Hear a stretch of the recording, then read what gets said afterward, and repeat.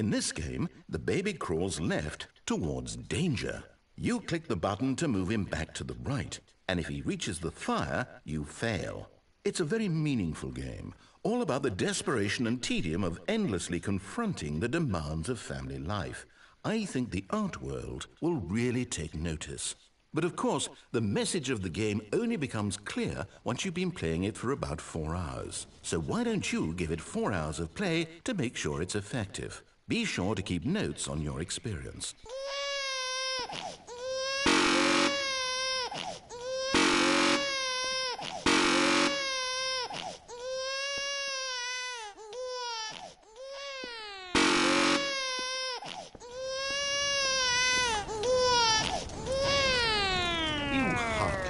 Bastard. Did you do it because you hate babies or purely to spite me? Because if it's the latter, well, I don't know what to do. I'm completely out of ideas. I can't think of a single thing that might improve the experience for me. I'm not even going to try. I'm out, I'm done. It's over. Thank you for playing. Your input was extremely valuable. Oh, hey, since my game was so awful, why don't we play someone else's game, just to ease the pain? Let's see. What do we have here? Yes, this seems like it'll work. Let's give it a shot.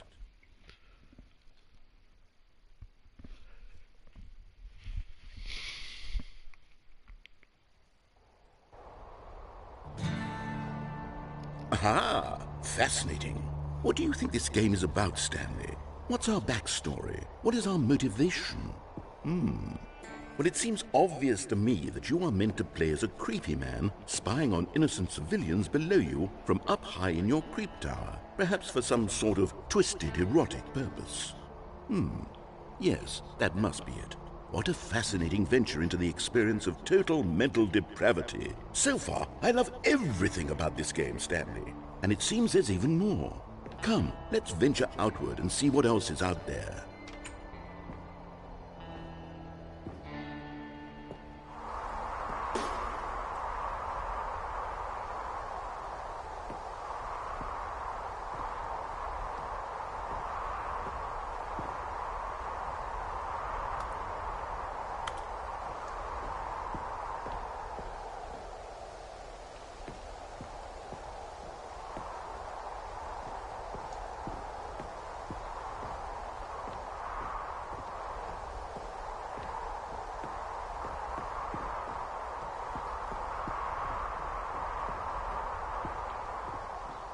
Oh, no. No, it can't be.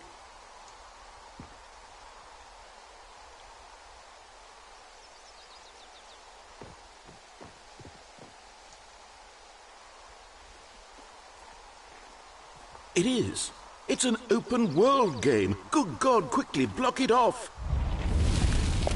Oh, thank goodness, Stanley. What a close call. You really wandered off into that thing. That big, open, just wandering around, no right or wrong directions, no path to follow. You can just go in any... Oh, thank heavens we avoided it. We're out of the woods now, Stanley. Okay, I'm going to get us out of here. Let's find another game. Preferably something with walls. Something with nice, big, insurmountable walls. Okay, I think this will be just the thing.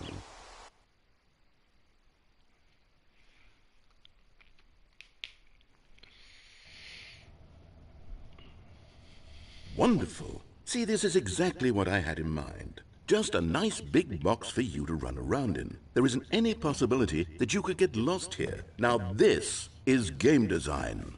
Stanley, if you manage to get lost in this game, I will be phenomenally impressed.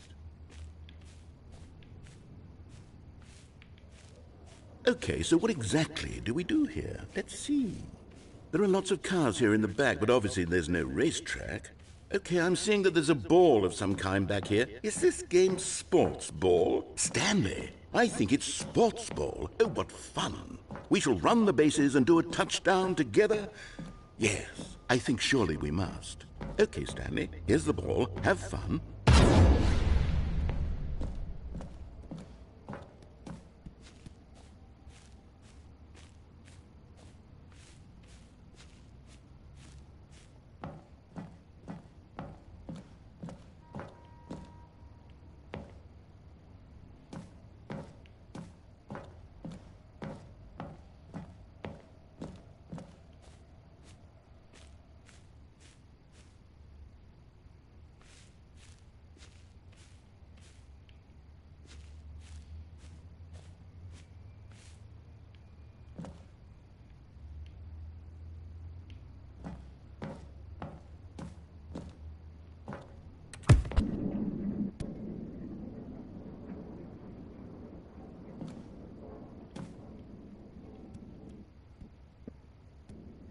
Are you doing it?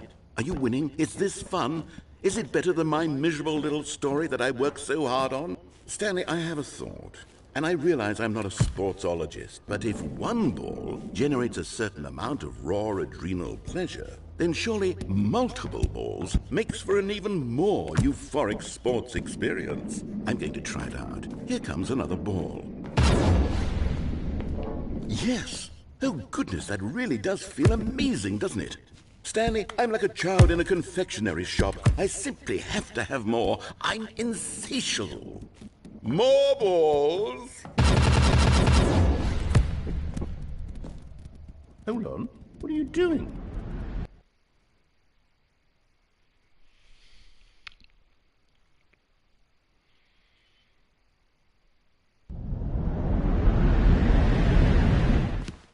Stanley, don't do that. I can't follow you there. I can't help you. How will you write a story without me? You can't do it. You know that. Stanley, come back.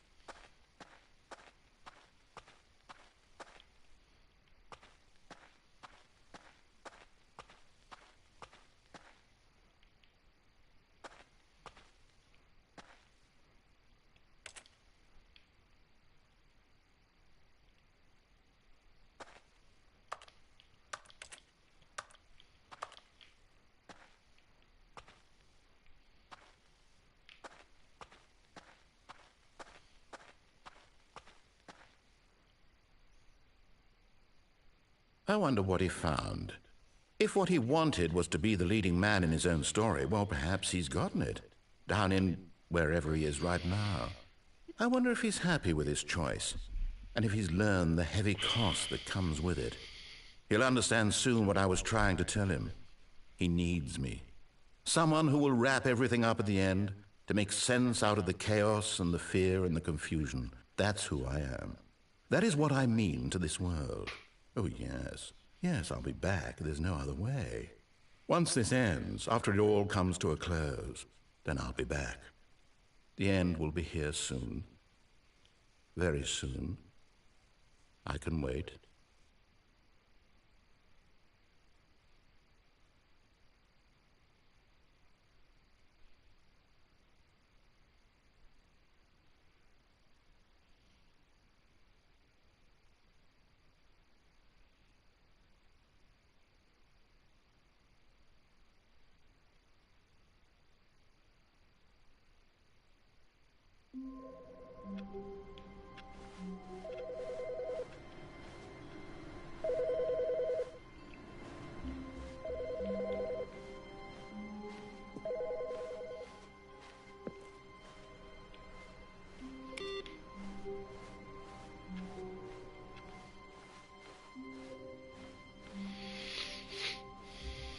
When Stanley came to a set of 2 open doors, he entered the door. This was not the correct way to the meeting room, and Stanley knew it perfectly well. Perhaps he wanted to stop by the employee lounge first, just to admire it. Stanley felt lightheaded, butterflies in his stomach, giddy in a way he had never known before. Was it this room? A connection between the two? Could a man, love a room, but eager to get back to business, Stanley took the first open door on his left. Stanley was so bad at following directions, it's incredible he wasn't fired years ago. Look, Stanley, I think perhaps we've gotten off on the wrong foot here. I'm not your enemy, really, I'm not. I realize that investing your trust in someone else can be difficult, but the fact is that the story has been about nothing but you all this time. There's someone you've been neglecting, Stanley. Someone you've forgotten. What? Really? I was in the middle of something. Do you have zero consideration for others? Are you that convinced that I want something bad to happen to you? Why, I don't know how to convince you of this, but I really do want to help you, to show you something beautiful. Look, let me prove it. Let me prove that I'm on your side. Give me a chance. Now listen carefully, this is important. Stanley walked through the red door. Aha, perhaps you misunderstood. Stanley walked through the red door. I still don't think we're communicating properly. Stanley walked through the red... All right, fine, go ahead, Stanley. You want to know so badly what's out there? You want to find out what lies at the end of this road you've chosen? Well, don't let me stop you. You see? There's nothing here. I haven't even finished building this section of the map because you were never supposed to be here in the first place. Broken rooms, exposed developer textures. Is this what you had wanted? Was it worth ruining the entire story I had written out specifically for you? Do you not think I put a lot of time into that? Because I did. And in the end, it was all for nothing. Because this is what you wanted to see. Help me here, Stanley. Help elucidate these strange and unknowable desires of yours. What would have made this game better? What did you want to see? Vehicles? Skill trees? Work with me. You've given me absolutely nothing so far. Tell you what. Let me take a stab in the dark at a new design, and you can give me some feedback. There we go. A third option. This already feels leaps ahead of where we were before. Go ahead, Stanley. Take it for a spin.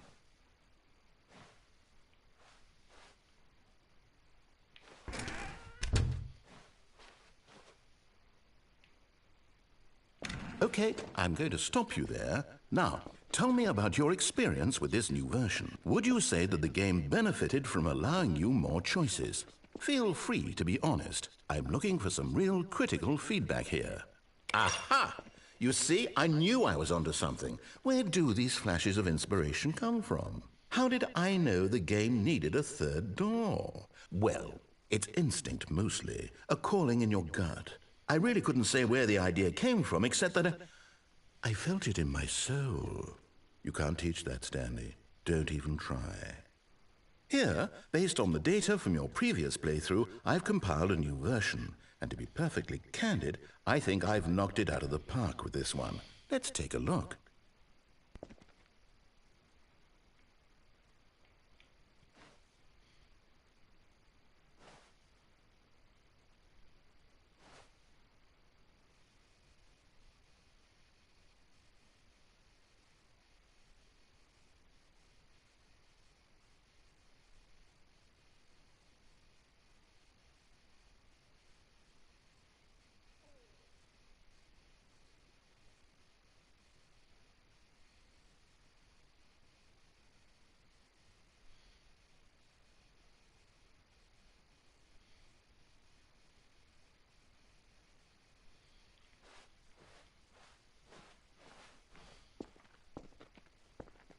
Now, would you say that competitive leaderboard helped you feel motivated to keep walking through doors? Again, honest answers, please.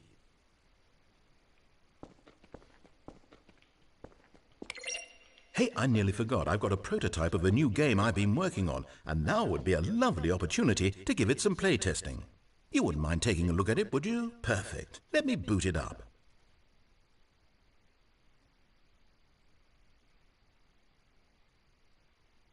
In this game, the baby crawls left towards danger. You click the button to move him back to the right, and if he reaches the fire, you fail. It's a very meaningful game, all about the desperation and tedium of endlessly confronting the demands of family life. I think the art world will really take notice. But of course, the message of the game only becomes clear once you've been playing it for about 4 hours. So why don't you give it 4 hours of play to make sure it's effective? Be sure to keep notes on your experience.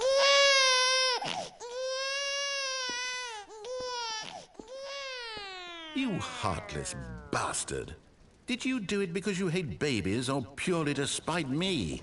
Because if it's the latter, well, I don't know what to do. I'm completely out of ideas. I can't think of a single thing that might improve the experience for me.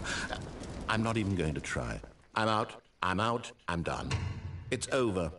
Thank you for playing. Your input was extremely valuable. Oh, hey, since my game was so awful, why don't we play someone else's game? Just to ease the pain. Let's see. What do we have here?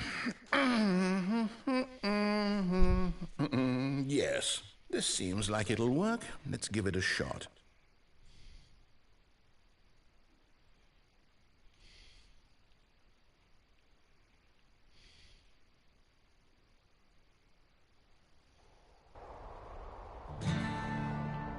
Aha! Fascinating. What do you think this game is about, Stanley? What's our backstory? What is our motivation? Well, it seems obvious to me that you are meant to play as a creepy man spying on innocent civilians below you from up high in your creep tower, perhaps for some sort of twisted, erotic purpose. Yes, that must be it. What a fascinating venture into the experience of total mental depravity. So far, I love everything about this game, Stanley. And it seems there's even more. Come, let's venture outward and see what else is out there.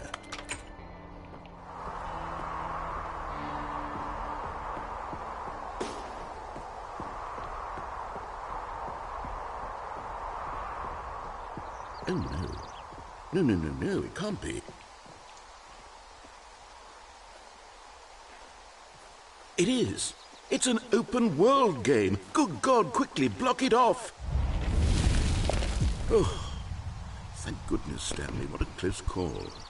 You nearly wandered off into that thing. That big, open, just wandering around. No right or wrong directions. No path to follow. You can just go in any... Oh, thank heavens we avoided it. We're out of the woods now, Stanley. Okay, I'm going to get us out of here. Let's find another game. Preferably something with walls. Something with nice, big, insurmountable walls. Okay, I think this will be just the thing.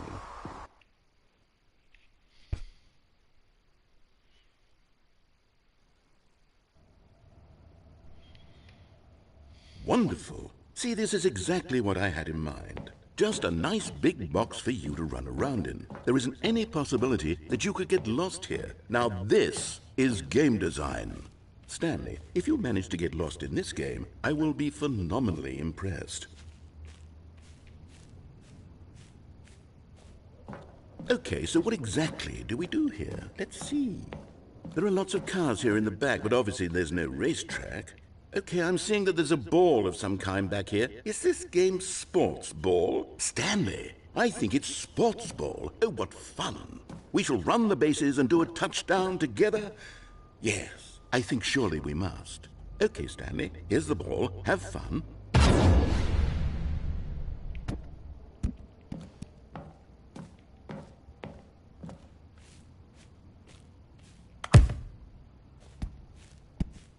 Are you doing it?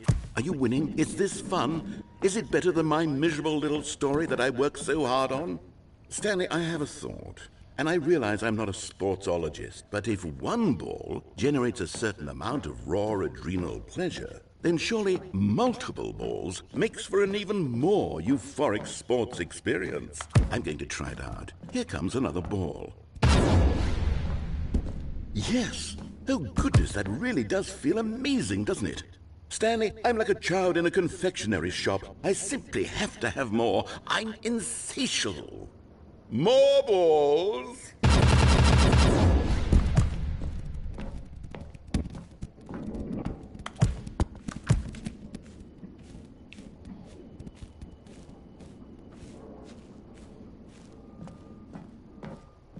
Are you enjoying this, Stanley? Are you having fun? Is this a real video game? Well, I sure hope you're having a good time, because guess what? It's over. That's right. Your little fun comes to an end. This is my game, and what I say goes. You get to have fun when I let you, Stanley. Besides, you need someone like me to set boundaries for you. Without rules or boundaries, video games are nothing. Yes, that's what I am. I'm structure. I'm your sense of purpose. And since you decided you didn't want to play my game, now I don't want to play with you either. So, goodbye, Stanley. I'm leaving. See how you like it when I'm not around to set the rules. Somehow, I don't think you'll enjoy it as much. But who knows? You're an inventive kid. You'll come up with something. After all, you're the one who knows best. Take care, Stanley.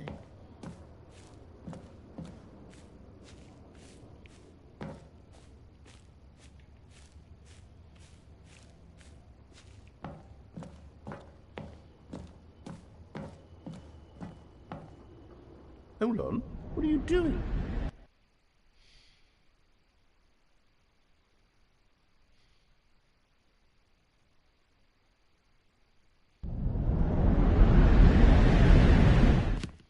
Stanley, don't do that. I can't follow you there. I can't help you. How will you write a story without me? You can't do it. You know that. Stanley, come back. You still have so much.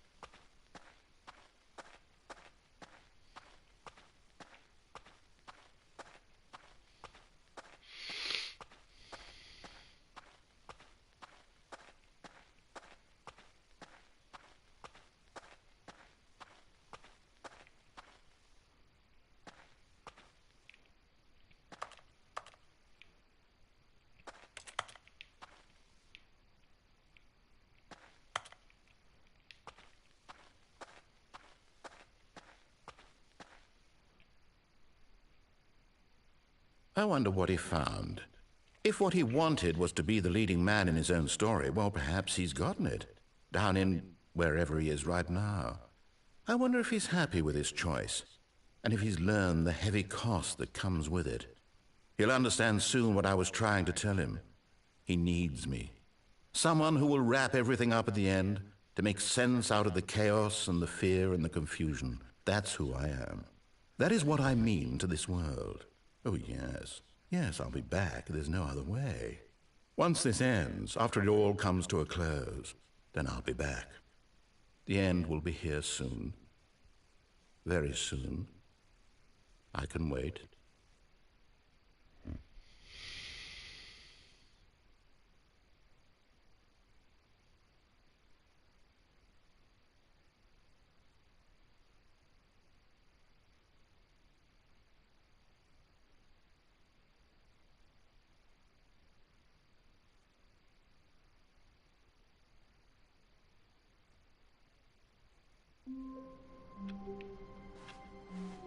I can't wait to tell this story to my co-workers, Stanley thought. How amusing they'll find it.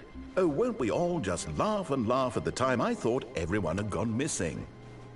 No matter how hard Stanley looked, he couldn't find a trace of his co-workers.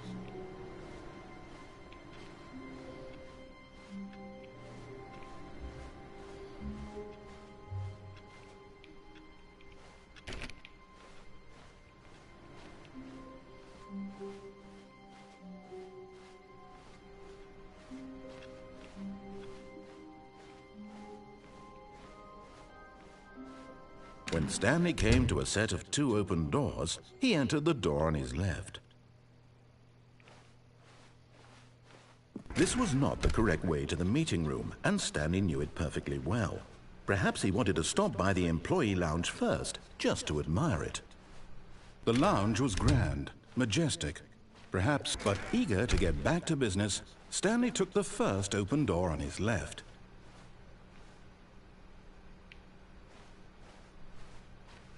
Stanley was so bad at following directions, it's incredible he wasn't fired years ago.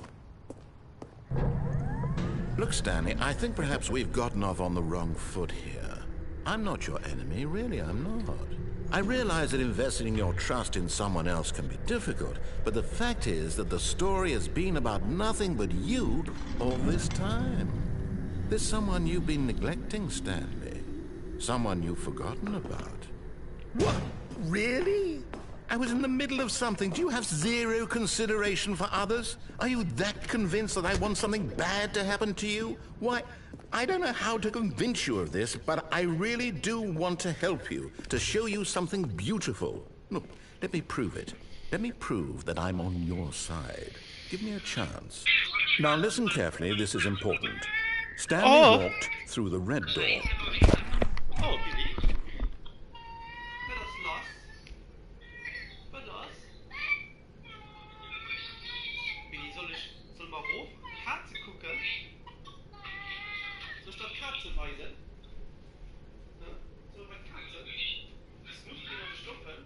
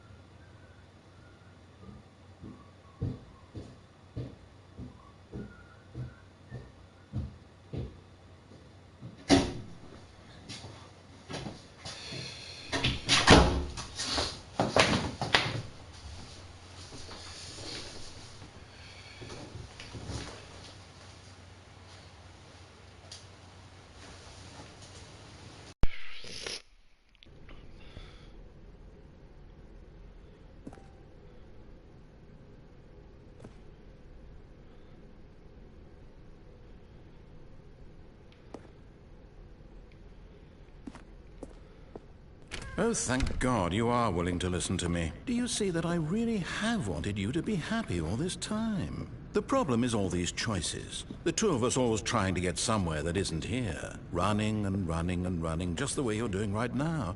Don't you see that it's killing us, Stanley? I want it to stop. We would both be so much happier if we just stopped. And I think I have a solution. Here, let me show you.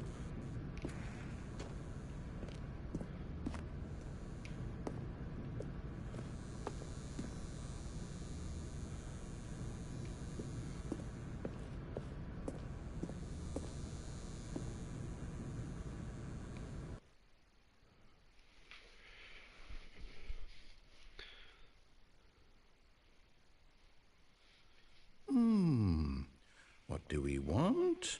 What are we looking for?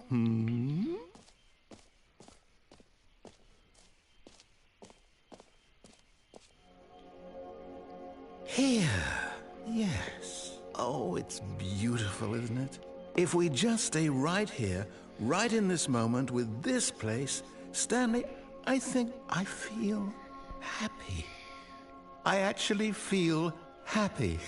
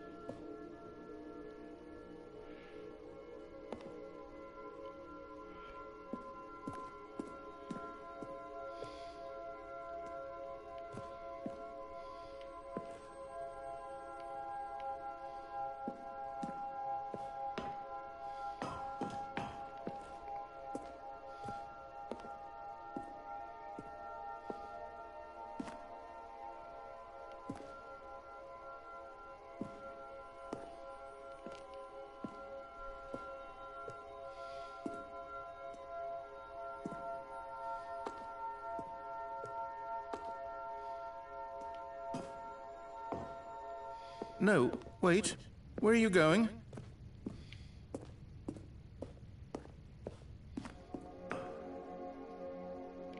Right. Where were we?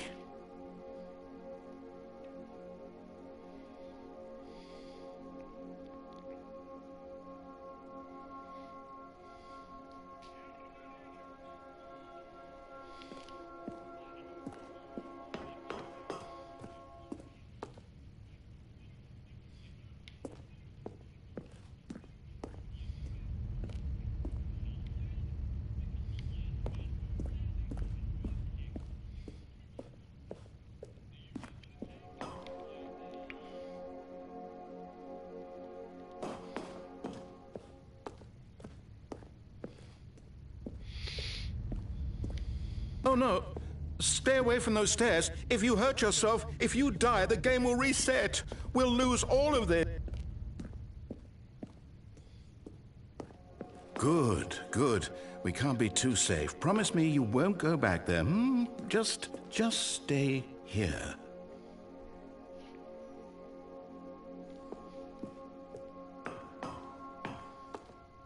No. What do we talk about? You're risking everything we achieved here. You heard me before, didn't you? You will die. What about this isn't getting through to you?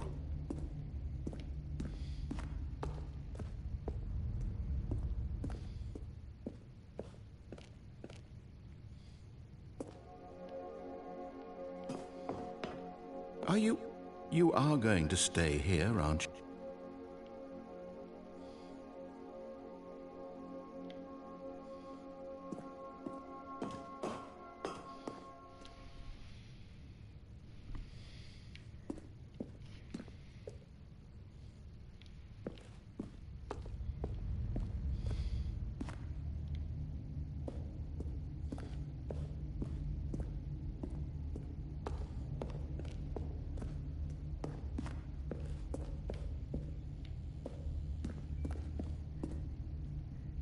Please, no, Stanley, let me stay here. Don't take this from me.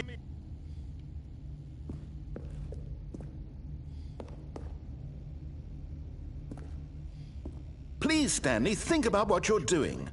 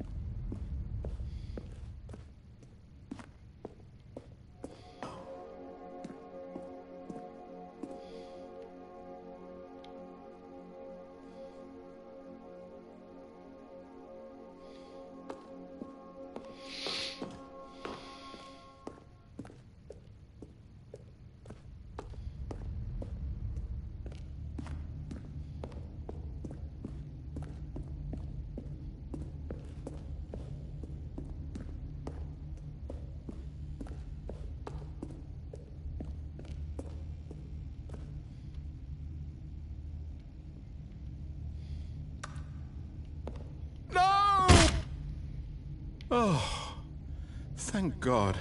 You lived. You had me worried there for a moment. Now, can we please get back to the other room?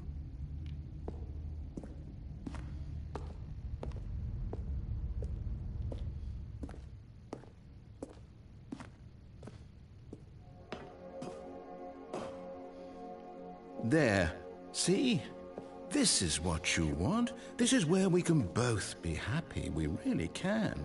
If we stop moving, we just have to stop moving.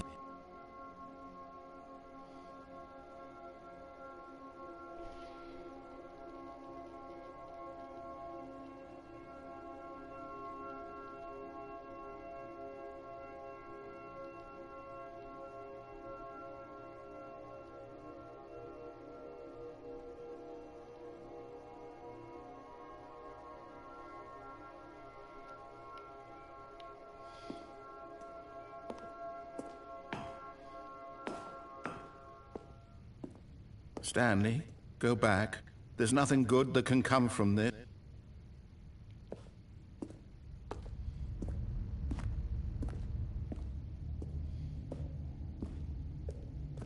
No.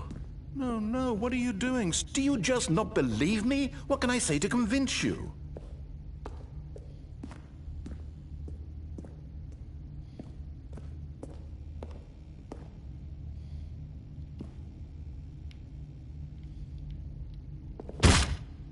Stanley, let's go back to the other room. Can you do that for me? My God, is this really how much you dislike my game? That you'll throw yourself from this platform over and over to be rid of it? You are literally willing to kill yourself to keep me from being happy. Am I reading the situation correctly?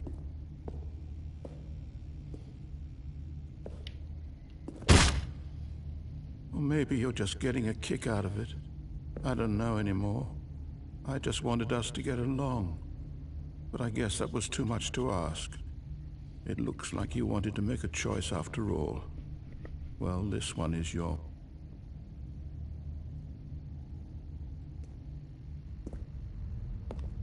Do you actually want to stay alive? Or are you just teasing?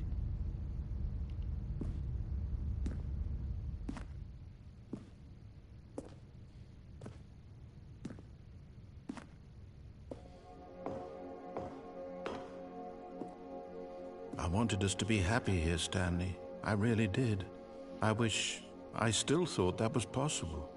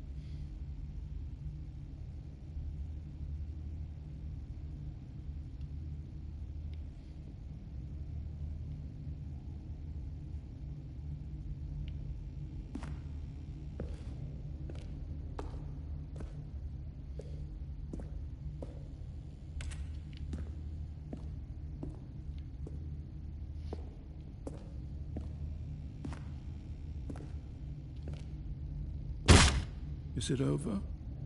It's going to restart, isn't it? I'm going back.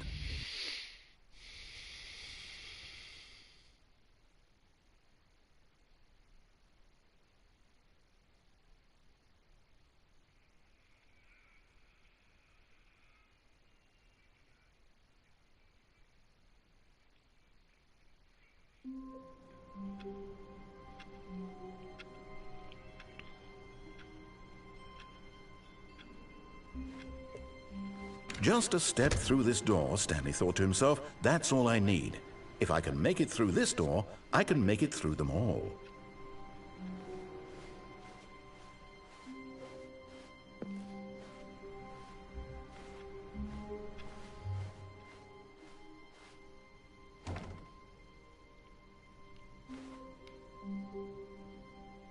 Oh, new content? What does that mean, new content?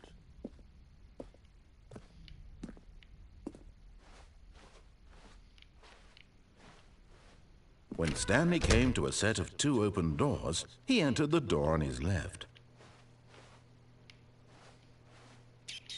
This was not the correct way to the meeting room, and Stanley knew it perfectly well. Perhaps he wanted to stop by the employee lounge first, just to admire it. And here it was, the lounge. But eager to get back to business, Stanley took the first open door on his left. Stanley was so bad at following directions, it's incredible he wasn't fired years ago. Look, Stanley, I think perhaps we've gotten off on the wrong foot here. I'm not your enemy, really, I'm not. I realize that investing your trust in someone else can be, but in his eagerness to prove that he is in control of the story and no one gets to tell him what to do, Stanley leapt from the platform and plunged to his death. Good job, Stanley. Everyone thinks you are very powerful.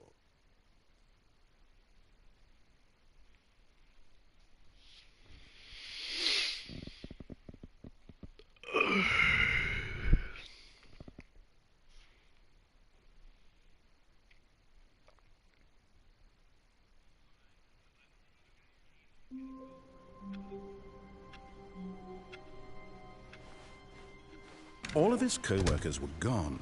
What could it mean? Stanley decided to go to the meeting room. Perhaps he had simply missed a memo.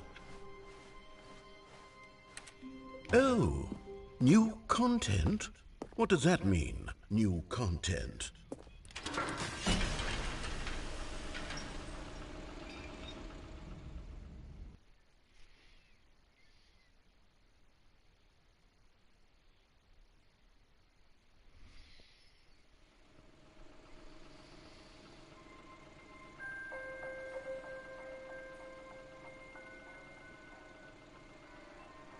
Hello, and thank you for playing the Stanley Parable Ultra Deluxe. As you may know, the Stanley Parable was a video game released in 2013 on home computers. After receiving critical and commercial success, it was expanded upon in 2022 with the Stanley Parable Ultra Deluxe, a reimagining of the game for consoles and home computers. The Stanley Parable Ultra Deluxe features exciting new content that broadens and expands the world of the Stanley Parable, delighting audiences the world over. Please, step inside and see what thrilling new adventures await in the Stanley Parable Ultra Deluxe. Oh, well, this sounds delightful.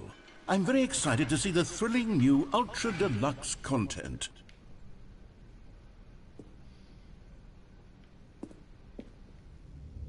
Okay, so far it's an elevator.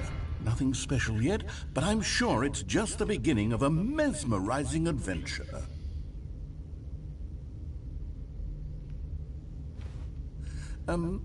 Is it broken? What's going on here? Should we be moving somewhere or... Oh, there we go. All right, finally, at long last, it's on to the new content. I've never been more ready. Let's do it.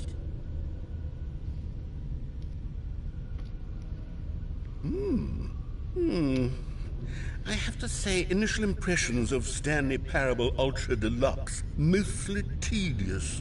It's as if Oh, okay. Let's see the content. Give me the content, Stanley.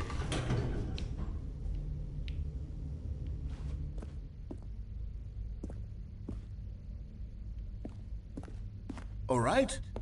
All right, let's see. It's the jump circle?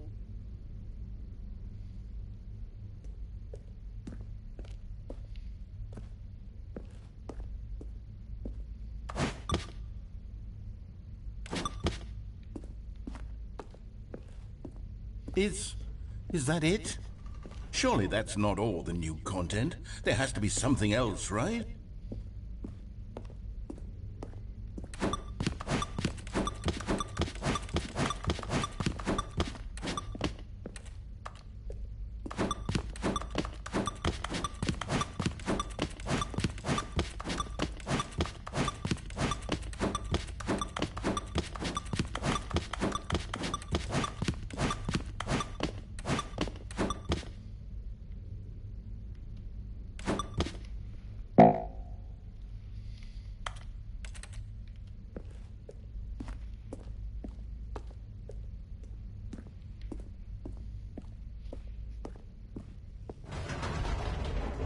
Goodness, another elevator. Stanley, I have to say, initial impressions of this game are not positive. It's just elevators and jumping. Is this what passes for exciting new content? If this is new content, then I could just read you the whole dictionary. There's 20 hours of new content right there. Hell, I could counter 30 trillion. You could put that on the box. The Stanley Parable Ultra Deluxe, now with over 1,000 hours of new content. And oh, wait. There's more. Very good. Yes. I knew there had to be something else. Let's see it. I'm ready for whatever it is.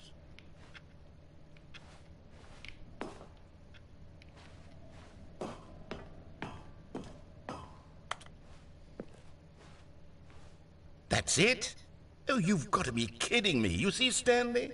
This is what happens when greedy video game developers with no respect for their fan base rush a cheap expansion to market for no reason other than to make an easy dollar. And don't get me started on the level of craftsmanship that's gone into it. In fact, I'm looking right now at the game's trophies, and it's hard to believe one of them actually says, "Test trophy, please ignore." What quality assurance department signed off on this?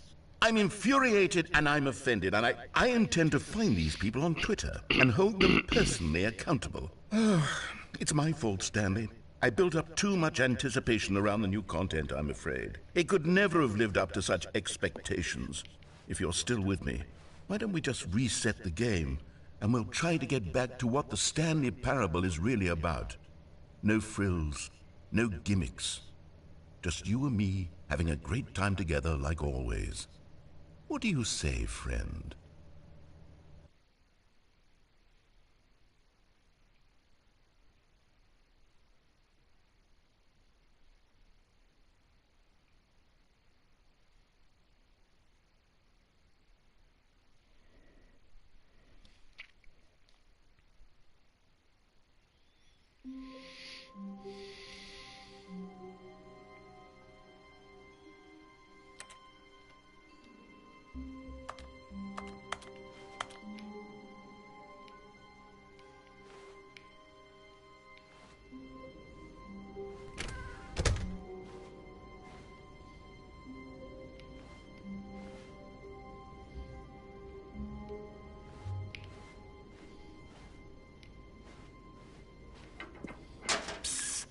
Stanley, come over here.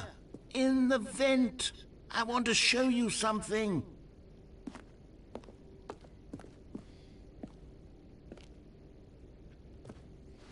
Oh, you don't want to see the cool surprise I made? Well, fine. You're a dork anyway, so who cares?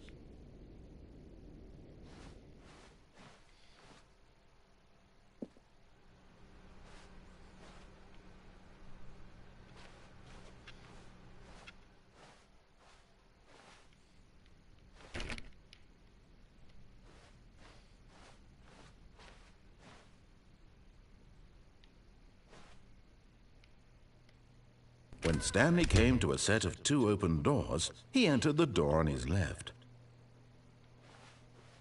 This was not the correct way to the meeting room, and Stanley knew it perfectly well.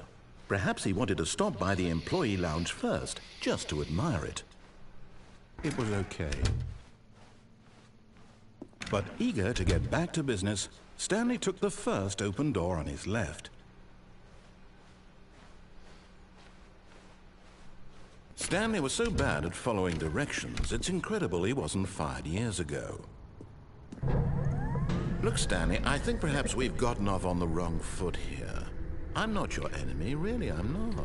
I realize that investing your trust in someone else can be difficult, but the fact is that the story has been about nothing but you all this time. There's someone you've been neglecting, Stanley. Someone you've forgotten about. Please, stop trying to make every decision by yourself. Now, I'm not asking for me, I'm asking for her. This is it, Stanley. Your chance to redeem yourself. To put your work aside. To let her back into your life. She's been waiting.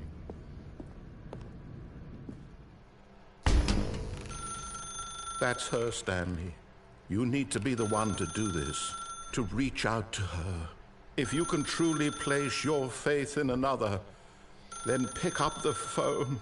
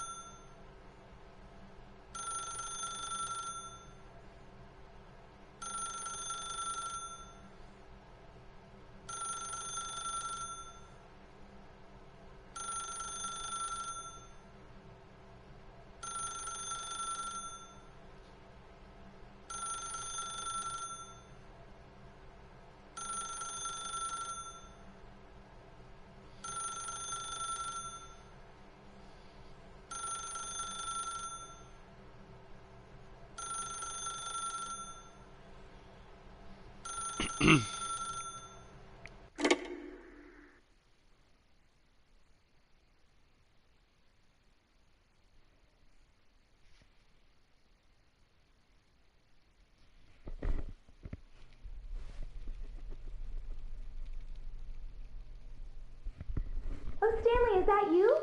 Hold on, sweetie. Sorry to keep you waiting. I'm just pulling the bread out of the oven. All right. Okay, there we go.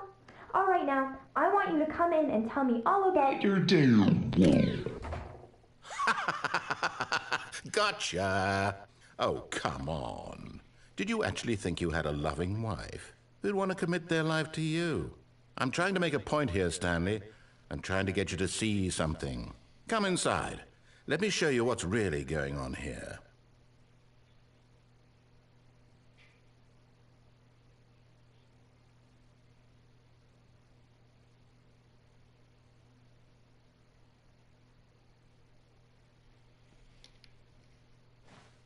Sorry, but you're in my story now.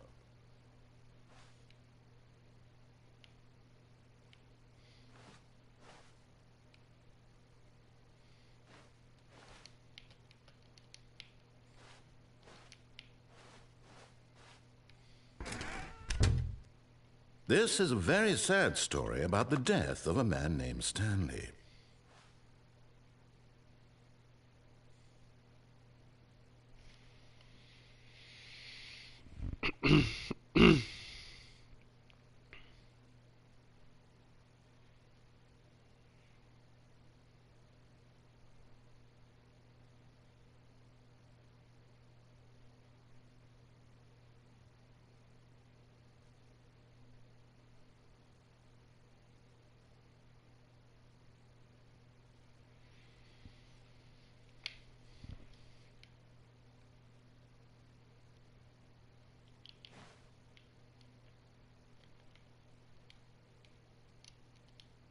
Stanley is quite a boring fellow. He has a job that demands nothing of him, and every button that he pushes is a reminder of the inconsequential nature of his existence.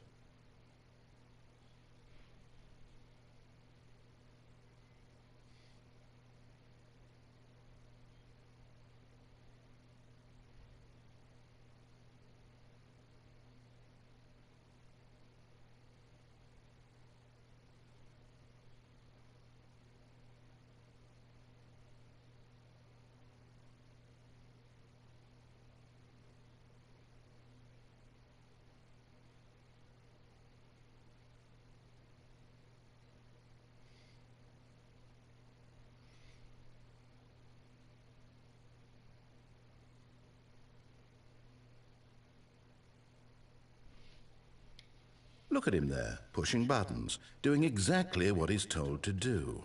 Now he's pushing a button. Now he's eating lunch. Now he's going home. Now he's coming back to work. One might even feel sorry for him, except that he's chosen this life. But in his mind, in his mind he can go on fantastic adventures. From behind his desk, Stanley dreamed of wild expeditions into the unknown, fantastic discoveries of new lands. It was wonderful. And each day that he returned to work was a reminder that none of it would ever happen to him. And so he began to fantasize about his own job. First, he imagined that one day while at work, he stepped up from his desk to realize that all of his co-workers, his boss, everyone in the building had suddenly vanished off the face of the earth. The thought excited him terribly. So he went further. He imagined that he came to 2 open doors and that he could go through either. At last, choice. It barely even mattered what lay behind each door. The mere thought that his decisions would mean something was almost too wonderful to behold.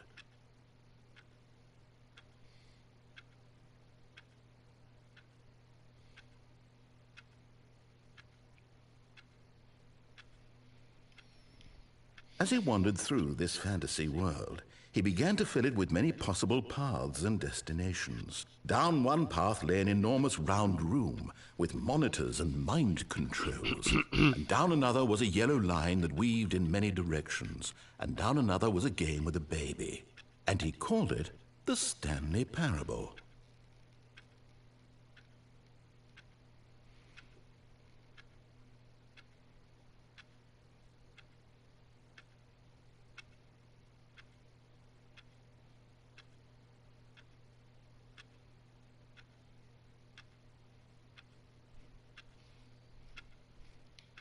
It was such a wonderful fantasy, and so in his head he relived it again, and then again, and again, over and over, wishing beyond hope that it would never end, that he might always feel this free. Surely there's an answer down some new path, mustn't there be? Perhaps if he played just one more time. But there is no answer. How could there possibly be? In reality, all he's doing is pushing the same buttons he always has. Nothing has changed. The longer he spends here, the more invested he gets, the more he forgets which life is the real one.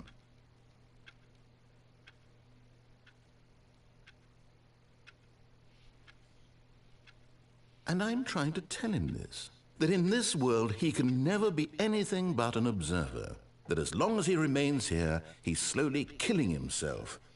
But he won't listen to me. He won't stop. Here, watch this. Stanley, the next time the screen asks you to push a button, do not do it. You see? Can he just not hear me? How can I tell him in a way that he'll understand that every second he remains here, he's electing to kill himself? How can I get him to see what I see? How can I make him look at himself?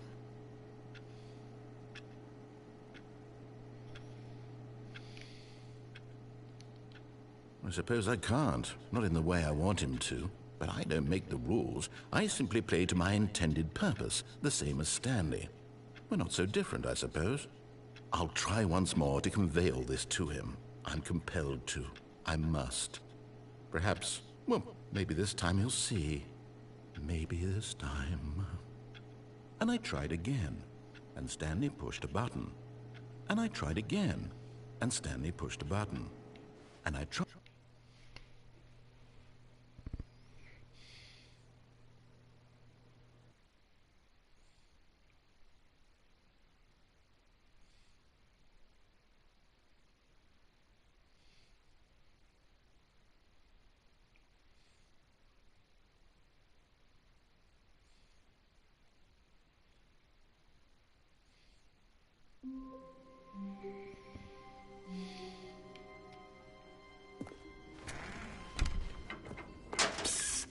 Stanley, come over here. In the vent. I want to show you something.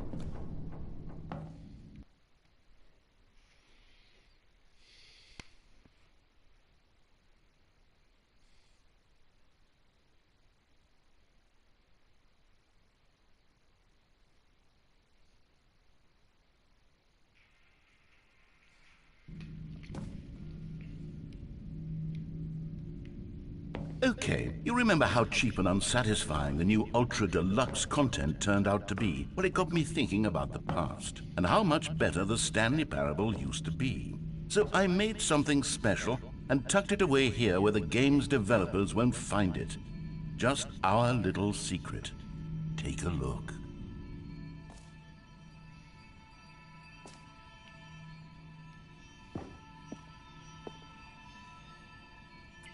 I call it the Memory Zone.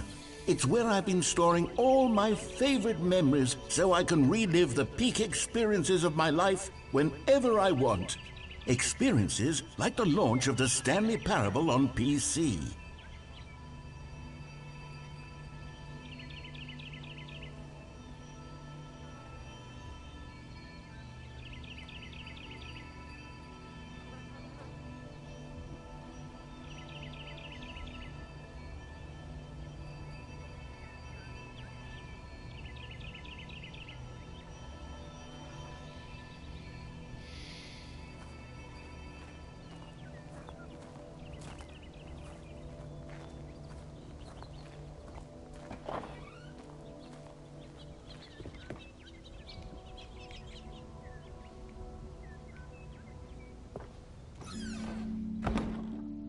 You see, Stanley, doesn't the Memory Zone remind you of how wonderful Stanley Parable was before it was sullied with a cheap PlayStation port?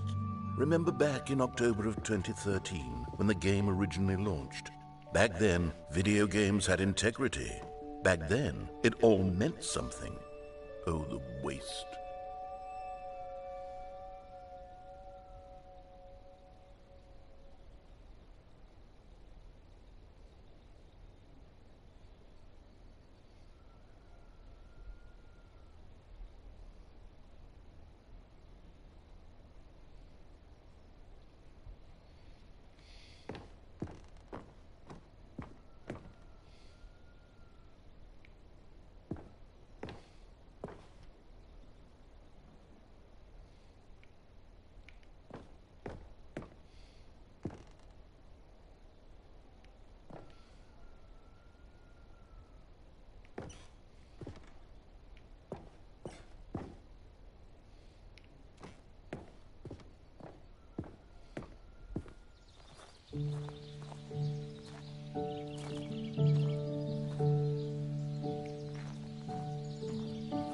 Je suis dans la Memory Zone, seul sur l'abri des loups, et je n'attends.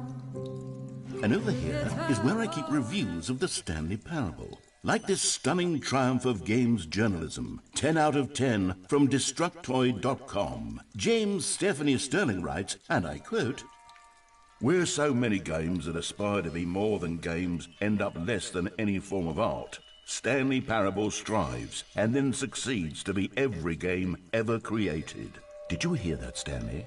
Every game ever created. That's how grand and all-encompassing the original Stanley Parable was. It was literally every game ever created. It was Skyrim, it was Persona 3, it was all of them, and now it's nothing. It's no games at all. It isn't even the Stanley Parable anymore. It's just a husk now, a lifeless husk with an hour of new elevator content.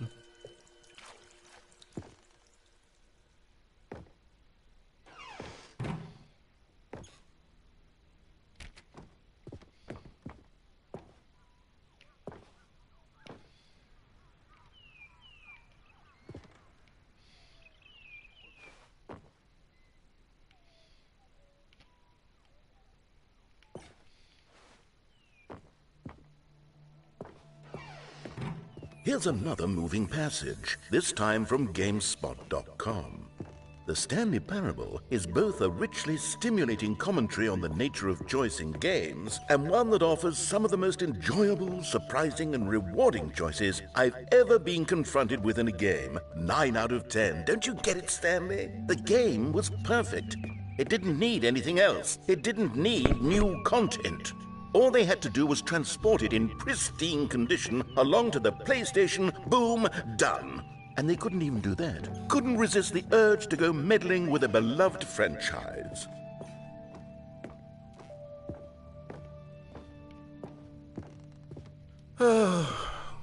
These were simpler times, Stanley. What I wouldn't give to go back, to have it all over again.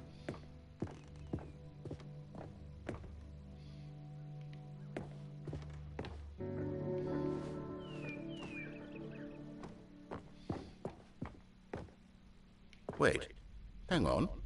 I don't recall this part of the memory zone before. What's this? What's down here?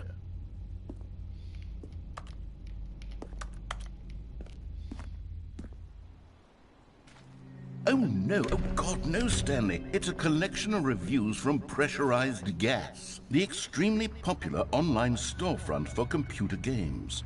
I haven't looked at these in years. I can't even imagine what's been collecting down here. Surely these reviews were glowing as well, weren't they? Honestly, I could not be bothered to play this game to full completion. The narrator is obnoxious and unfunny, with his humor and dialogue proving to be more irritating than entertaining. Unfunny! I'm not trying to be funny. I'm trying to make a serious work of art. I suppose I could write up a handful of gags to insert into the Stanley Parable, but the game is already such a densely layered web of profound philosophical insights that I can't even imagine where I'd have the room to stick them.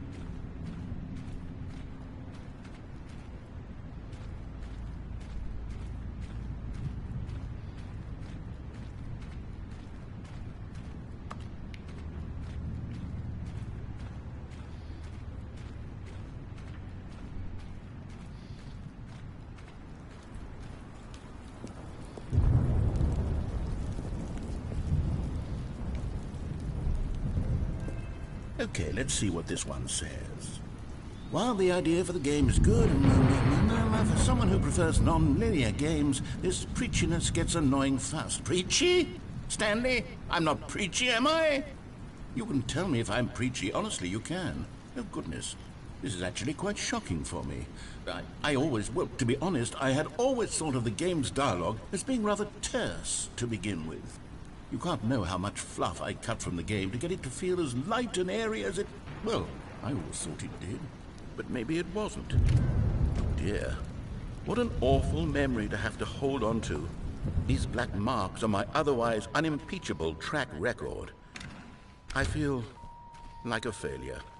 Like I let these people down. Perhaps the Stanley Parable isn't quite as sterling as I always remembered.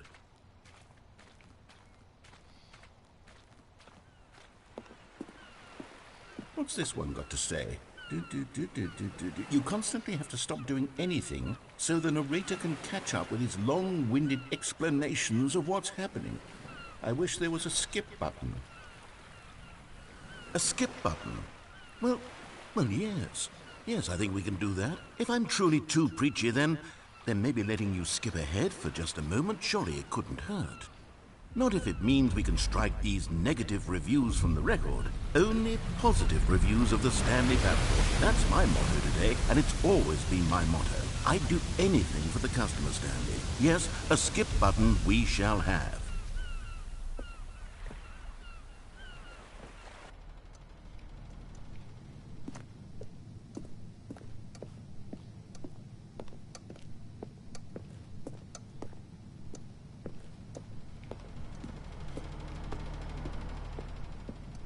And here it is. Go ahead and give it a shot. I'll pop you forward in time so that the second my incessant droning starts to bore you, with just the push of a button, you'll have zipped right past it. It's what the players have been asking for, and I'm very proud to have delivered.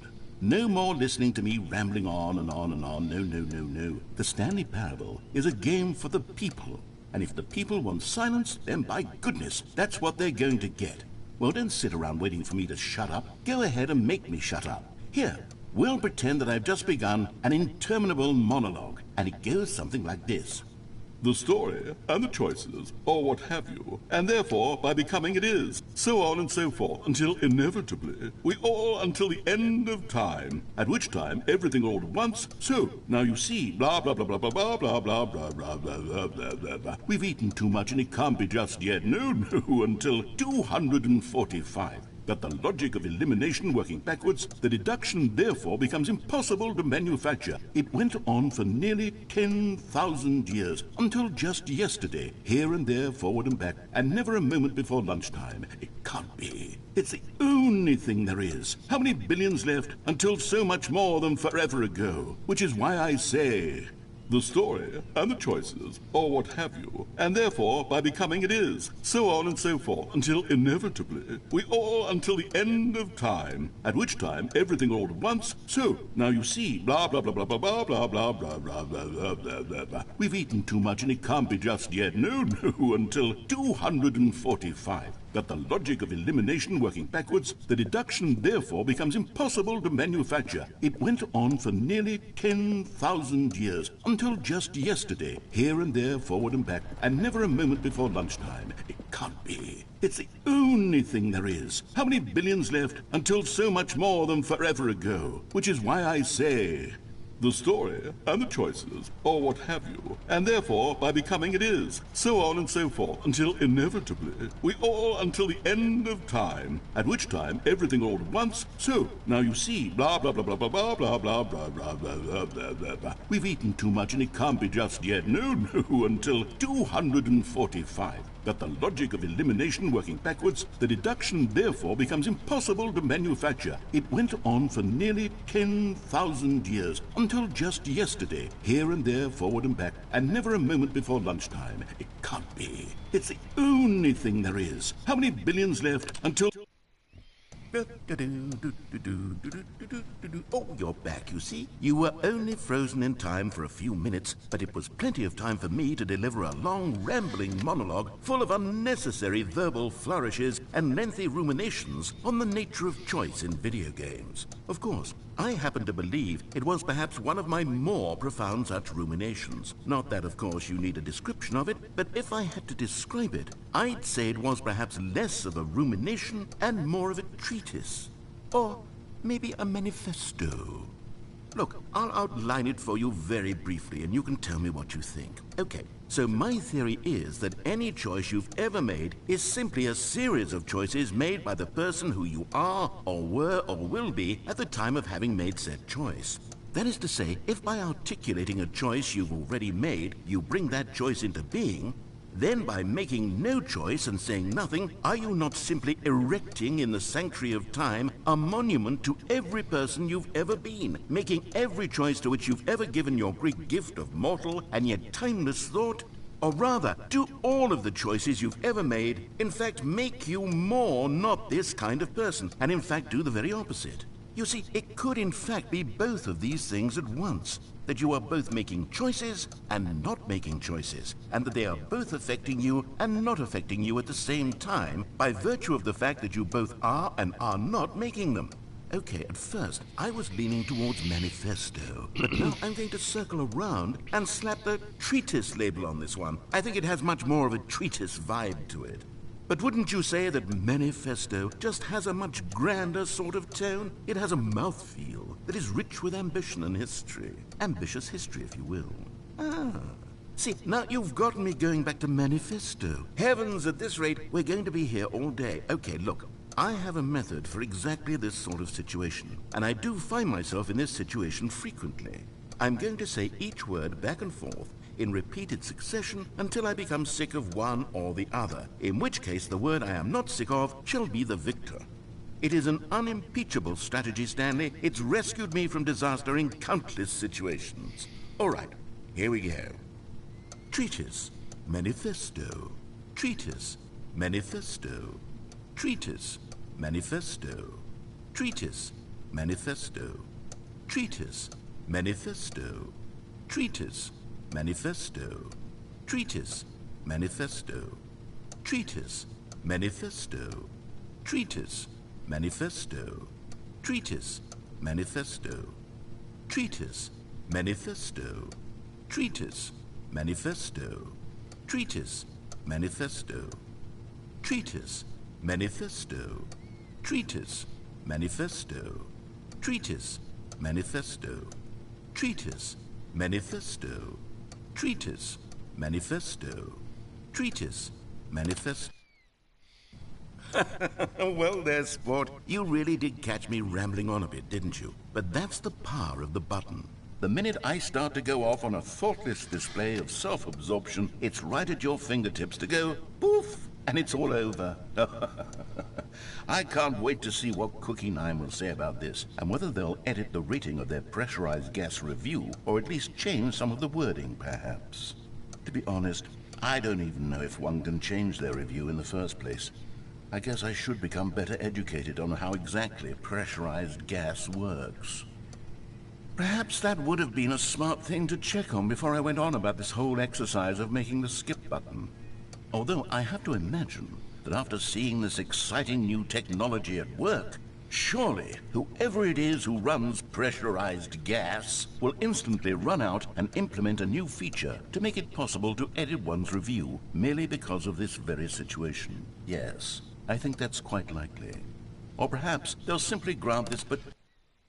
Okay, welcome back, Stanley. Now, I should say that the amount of time the button has been skipping through is becoming longer and longer. That last one was, well, I want to say maybe 30, 45 minutes?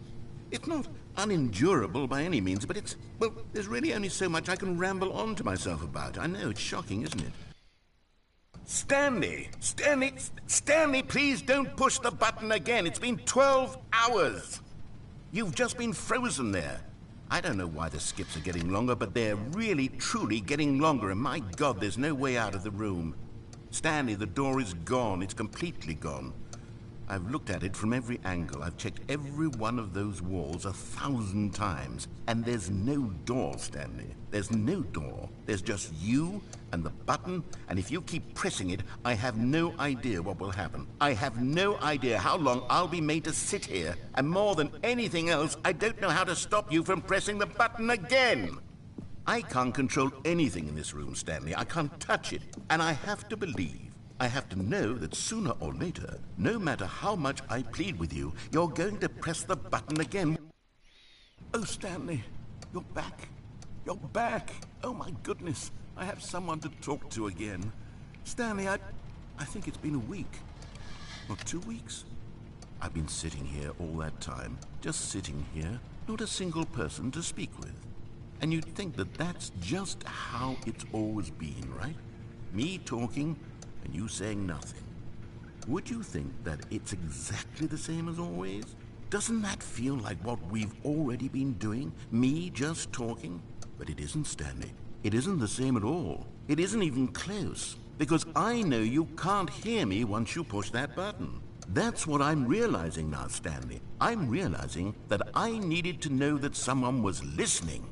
I needed there to be a vessel through which my words were moving. It was the vessel I needed, Stanley. Not the outcomes, not the story. None of that matters anymore. I'll give it all up. I'll give up every branching path. I'll burn my story to the ground. One single thing I need, and God, I can see now that I need it more than anything, is to know that someone else is taking it in. These words that I'm saying, I need to know you can hear me. Because maybe, Stanley, maybe, if you can hear me, then maybe it means I'm real.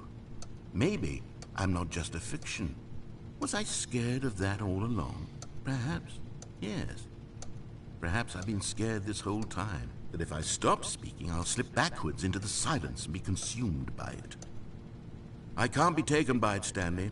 I can't lose myself in the stretch of emptiness between you and me. When you press that button, you're still right there, but I know you're so tremendously far away. And in those moments, the emptiness folds itself outward in between the two of us, and I am suspended in its unyielding quietness. I can feel the edges of my reality curdling inward and decaying. I can tell that I am becoming less and less real. Yet to speak to you now, I am alive. I am truly and completely here. I am a being. I am someone. I am something. I am being listened to. I am being recognized. The emptiness between us has collapsed, and I feel right now like I am not a work of fiction. I feel as though I occupy space in this world again, and I have cast a shadow onto the wall. You see what I'm saying, don't you? You can see what this means to me. I'm so clear about it now, Stanley. I feel as certain about this as I've ever felt about anything at all. I feel renewed. I feel restored, and already I can sense the looming silence as you will press the button for the next time. What a terrible dread it strokes in my heart to think of it, to think of returning to such coldness. Come, let us sit in silence together here for just a moment. Let us anticipate it. Let us welcome it. Let us not run from it.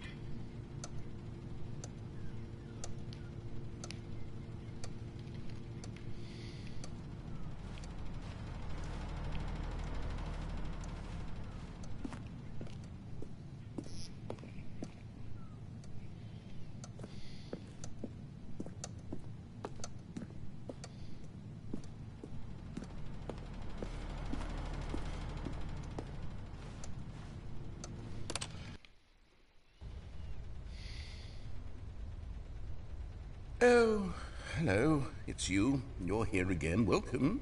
I have had time to think about you and about us and about everything we've been through. I've had so much time. I stopped keeping track after a year. Have you ever sat down in one place and not moved for one entire year? Let me describe it for you. To begin with, there is only regret. There is...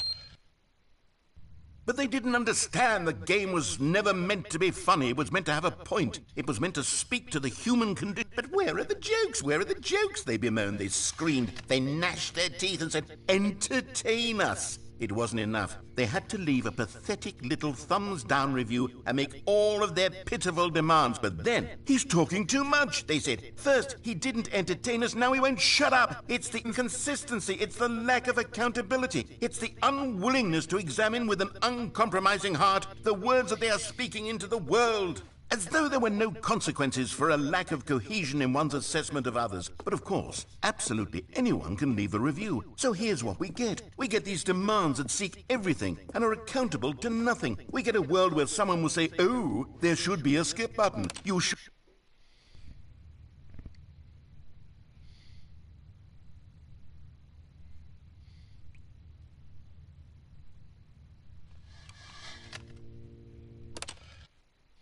The end is never the end, is never the end, is never the end, is never the end, is never the end, is never the end, is never the end, is never the end, is never the end, is never the end, is never the end, is never the end, is never the end.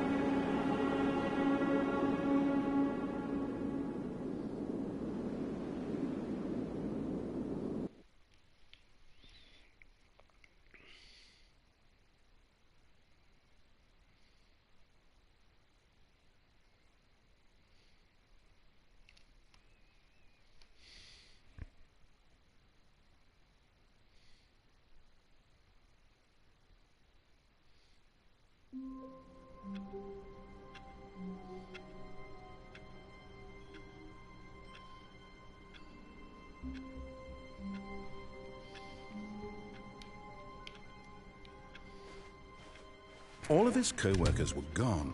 What could it mean? Stanley decided to go to the meeting room. Perhaps he had simply missed a memo.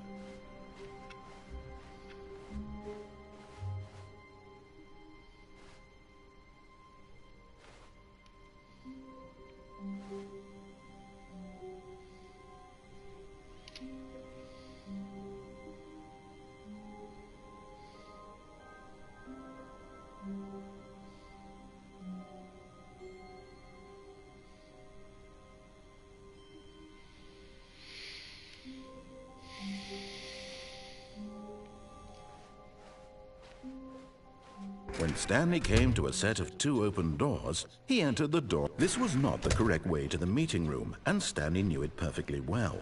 Perhaps he wanted to stop by the employee lounge first, just to admire it. It was okay. But eager to get back to business, Stanley took the first open door on his left. And so he detoured through the maintenance section, walked straight ahead to the opposite door, and got back on track.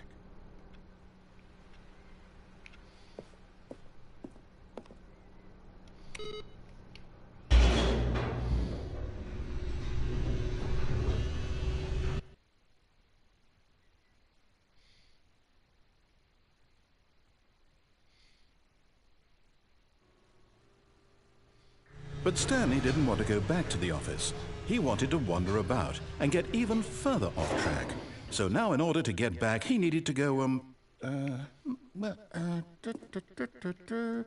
from here, it's, left.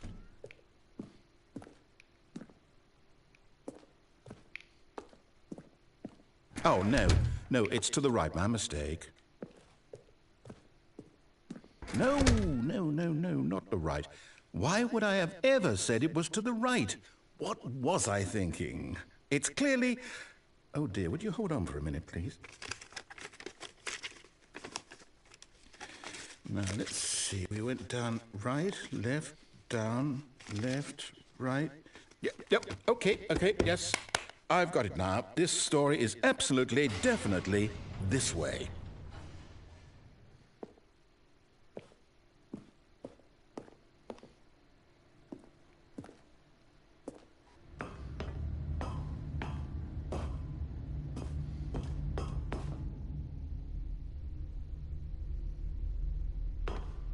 No.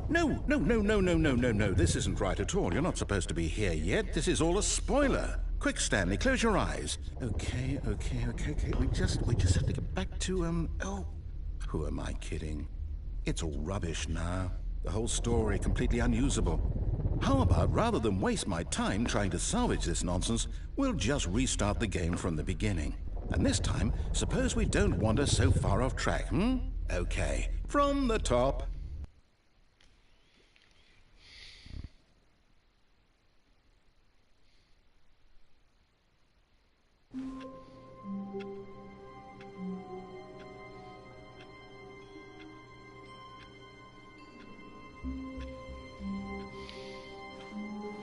All of his co-workers were gone. What could it mean?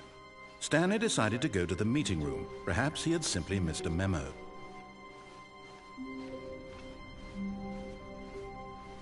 When Stanley... Wait, what?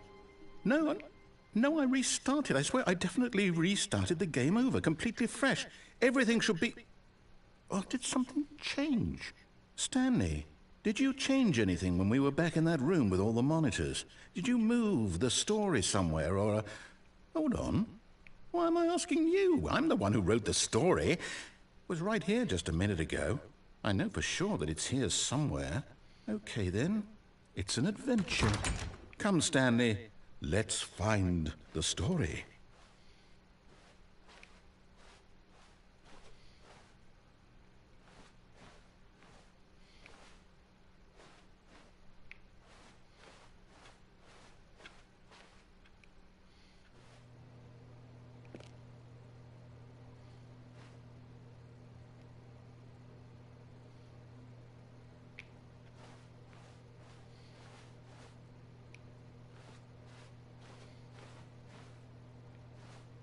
I'll say it. This is the worst adventure I've ever been. I can promise you there definitely was a story here before. Do we need to restart the game again? Well, I find it unlikely that we'll ever progress by starting over and over again, but it's got to be better than this. Okay, let's give it a shot. Why not?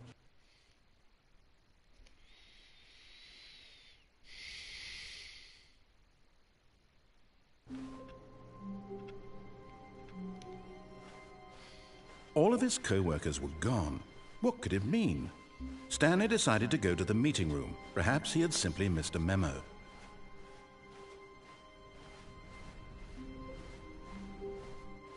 Okay, yep, it's worse. I might be remembering this wrong. It's possible the story is back where we just came from. Why don't we go back the other direction and see if we missed anything?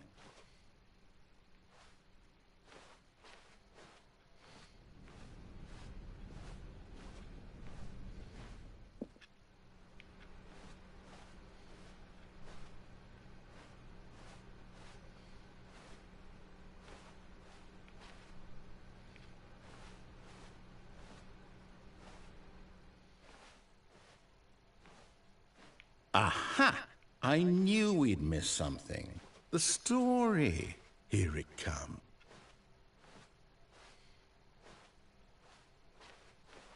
No, wait. Never mind. Not the story. Okay, let's head back the other way and retrace our step.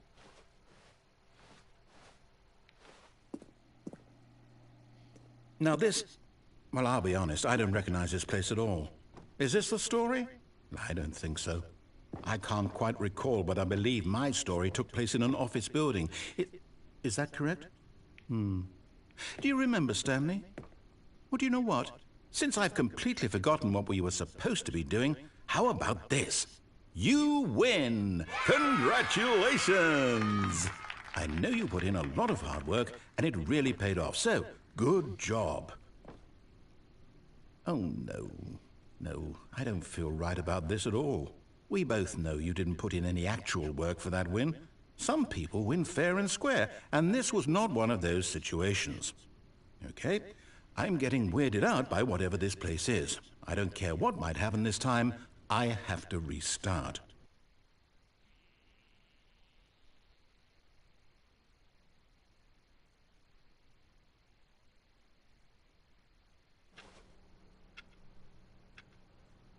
All right, I've got a solution. This time, to make sure we don't get lost, I've employed the help of the Stanley Parable Adventure Line. Just follow the line. How simple is that?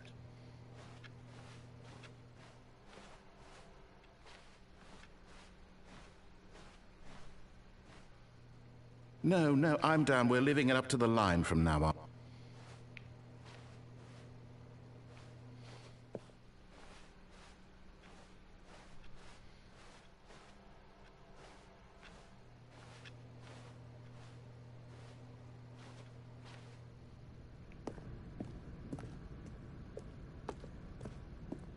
You see? The line knows where the story is. It's over in this direction. Onward, Stanley, to destiny. Though, here's a thought.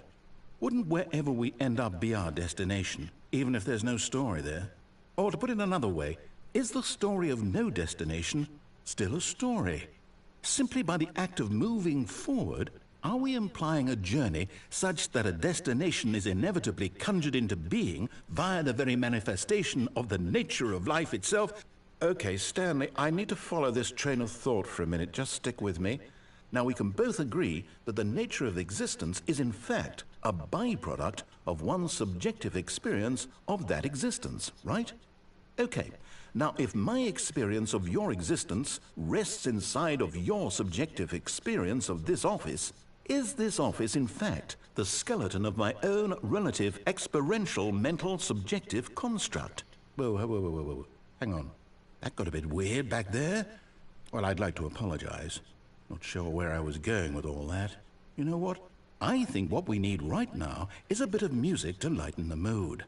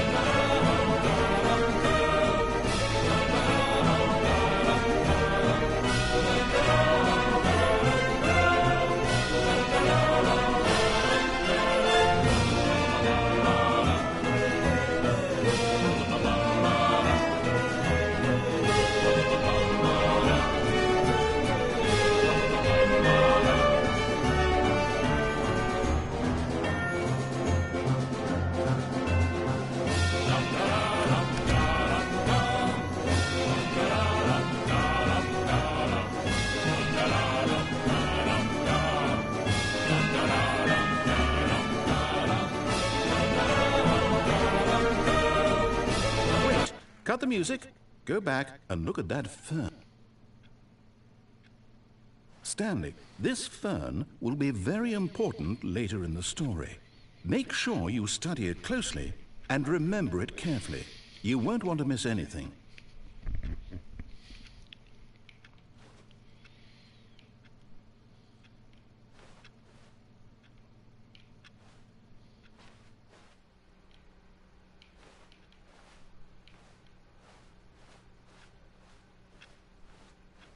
Wait, what? We're back at the office? No. Line, you do know we're looking for the Stanley Parable, right? The story? Is any of this ringing a bell?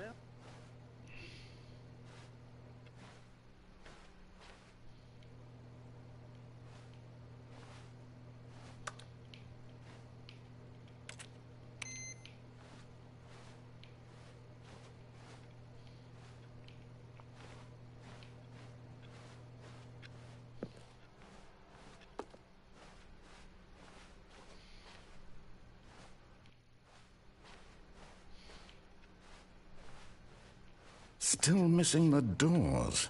Did we make a mistake following the line? Perhaps we could have found the story on our own.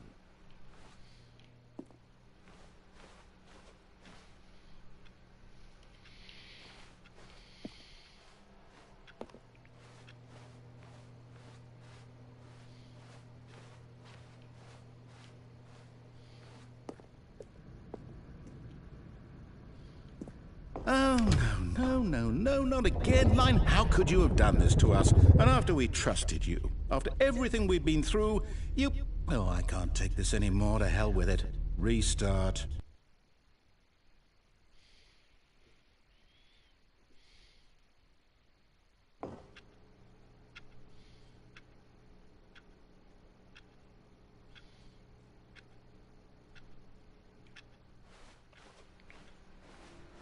You know what, Stanley? I say forget the adventure line. What's it ever done for us? We're intelligent people, right? Why can't we make up our own story? Something exciting, daring, mysterious. Ooh, this all sounds perfectly doable. Why don't we simply start wandering in, well, I don't know. How about this direction? Now, yes, this is exciting. Just me and Stanley forging a new path, a new story. Well, it could be anything. What do you want our story to be? Go wild. Use your imagination. Whatever it might be, Stanley, I'm ready for it.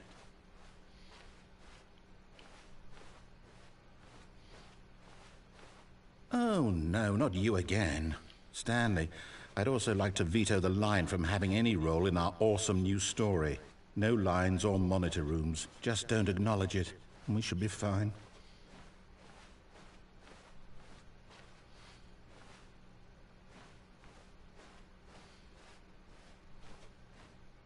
Ah, a choice.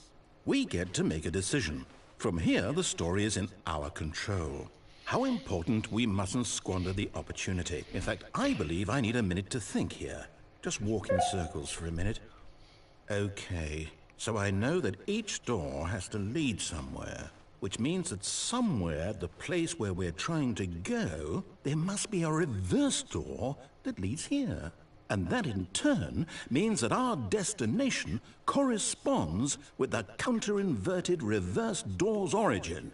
So starting from the right, let us ask, will taking the right door lead us to where we're going? And since the answer is clearly yes, then by all accounts, the door on the right is the correct one. Another victory for logic. Come, Stanley, our destiny awaits.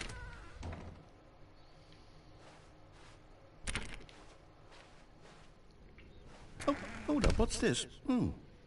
The confusion ending. You're telling me that's what this is? It's all one giant ending? And we're supposed to restart the game, what, eight times? That's really how all this goes? It's all determined? So now, according to the schedule, I restart again. Then what? Am I just supposed to forget? Well, what if I don't want to forget? My mind goes blank simply because it's written here on this thing, wall. Well, who consulted me? Why don't I get to decide? Why don't I get a say in all of this? Is it really... No, it can't be. I don't want it to be. I don't want the game to keep restarting. I don't want to forget what's going on. I don't want to be trapped like this. I won't restart the game. I won't do it. I won't do it. I won't do it. And the timer stopped? Does that mean, did we do it? Did we break the cycle? The, whatever it is that made this schedule? How would we even know? Will someone come for us? Will something happen?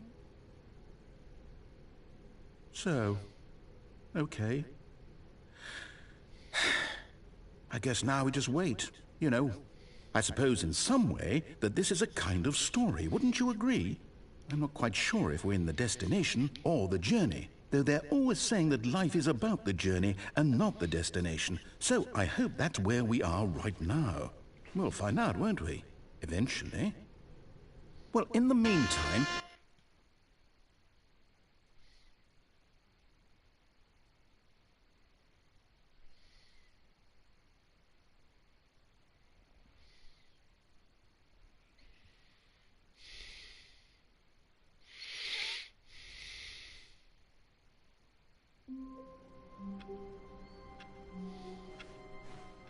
All of his co-workers were gone. What could it mean?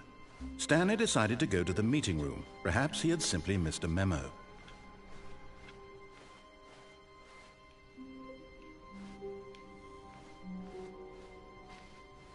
When Stanley came to a set of 2 open doors, he entered the door on his left.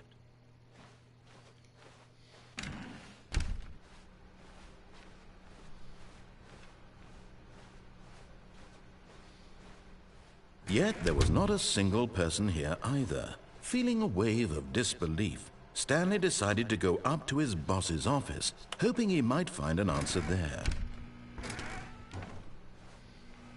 Oh no, no, not again. I won't be part of this. I'm not going to encourage... Coming to a staircase, Stanley walked upstairs to his boss's office.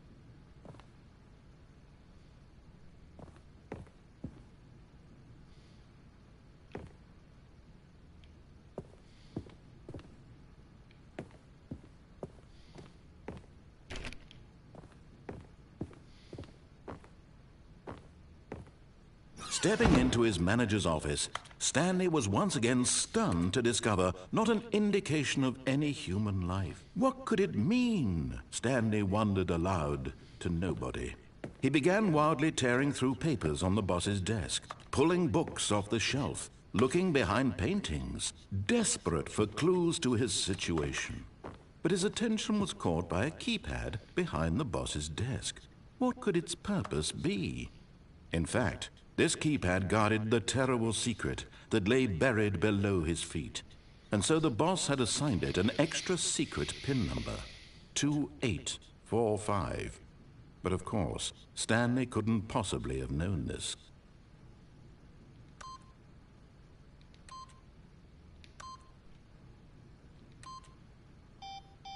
Stanley just sat around twiddling his thumbs. Trying to input anything on the device was useless, since he could never possibly know that the combination was 2845.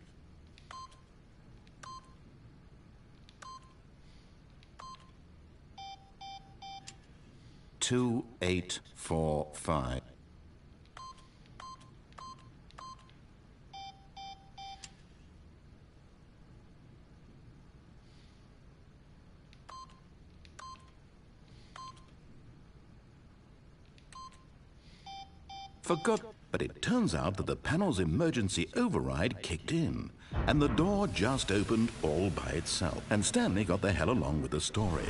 Well, whoop-de-doo.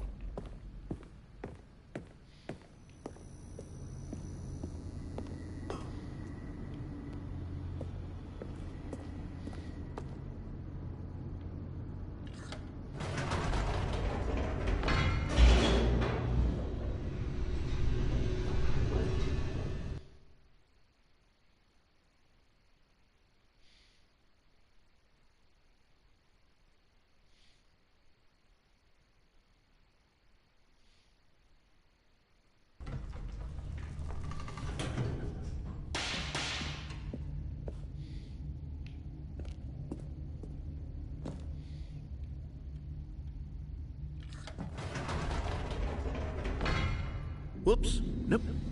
Never mind. Stanley actually got back into the elevator and went back up. Silly me. Why did Stanley do that when he knew that it would just lead back to his boss's office? Well, that's a great question. I just can't wait to find out.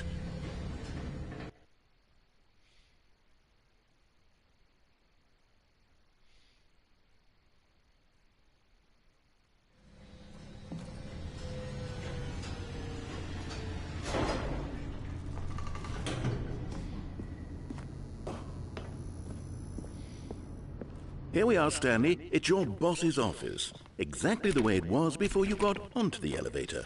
It's still just exactly what it is. What a decision you've made to come up here and look at the office again.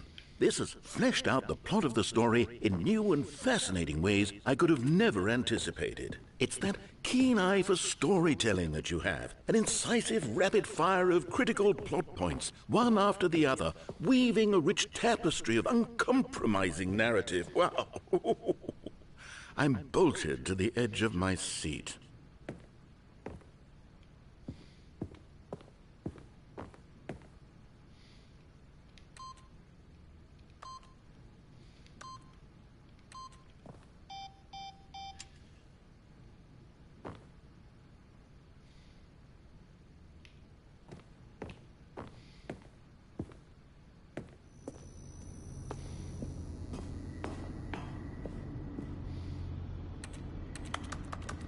Incredible. Now he's getting back into the elevator and going down again. Ladies and gentlemen, how does he keep coming up with all of this?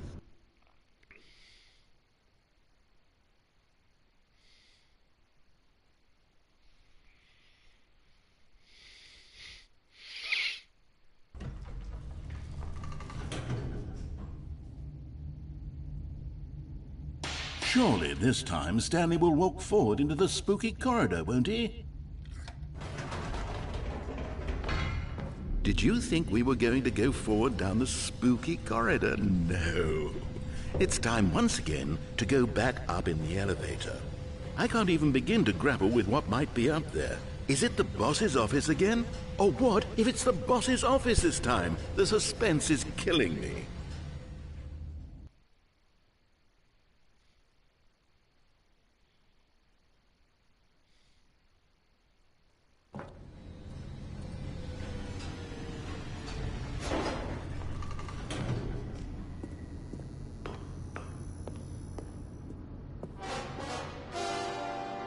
Oh my God, it's the boss's office. This absolutely changes everything for me. Give me a time out here for a minute while I process this.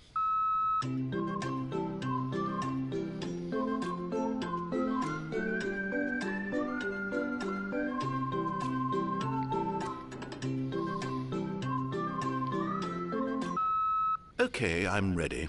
I'm prepared to embrace this stunning revelation and to move forward with... No, wait. No, I need more time to process.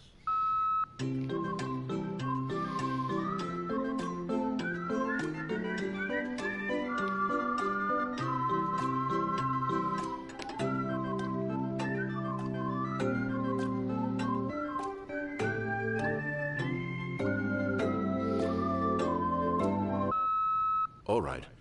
I have fully come to terms with it. I have made space in my worldview for this astonishing new reality. As before, I turn to your expert eye for gripping narrative, Master Stanley.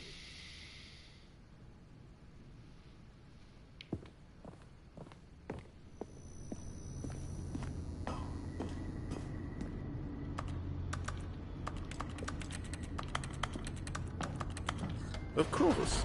Going back down in the elevator. How did I not anticipate it? I mean, sure, now it's obvious, but you have to understand that 30 seconds ago, this kind of thing had never been attempted before. I had no frame of reference to even anticipate it. That's just how revelatory Stanley's decision-making is. A breath of fresh air in a landscape of storytelling that has grown stale and repetitive.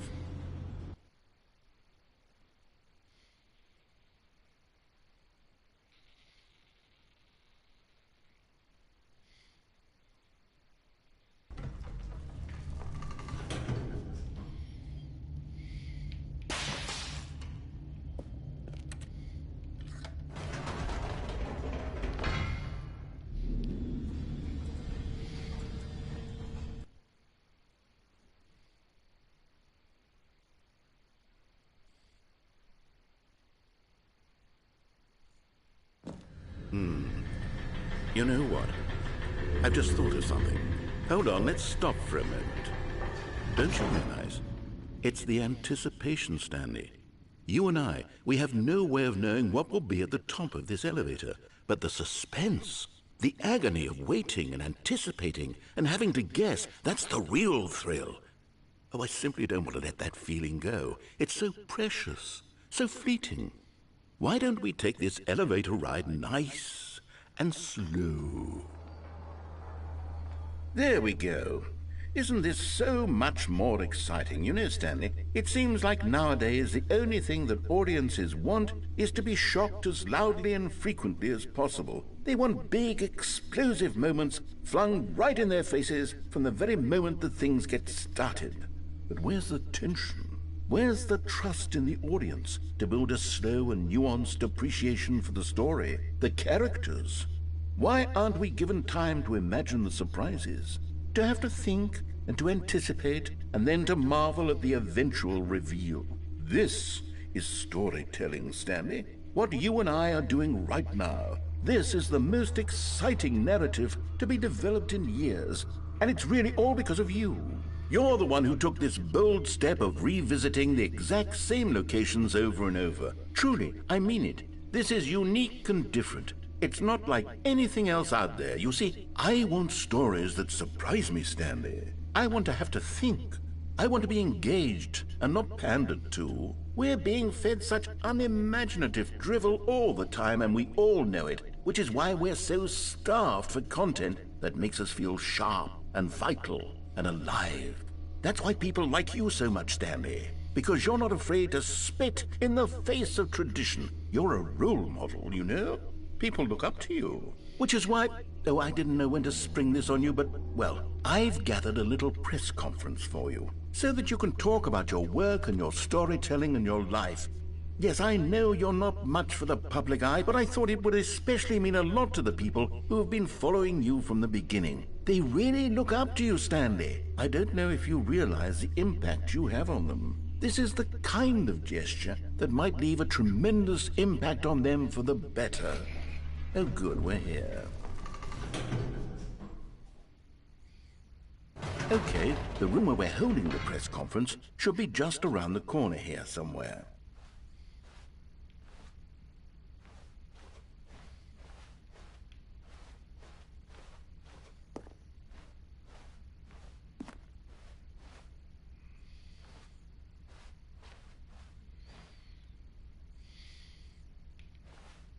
Ah, yes, here it is, just through this door.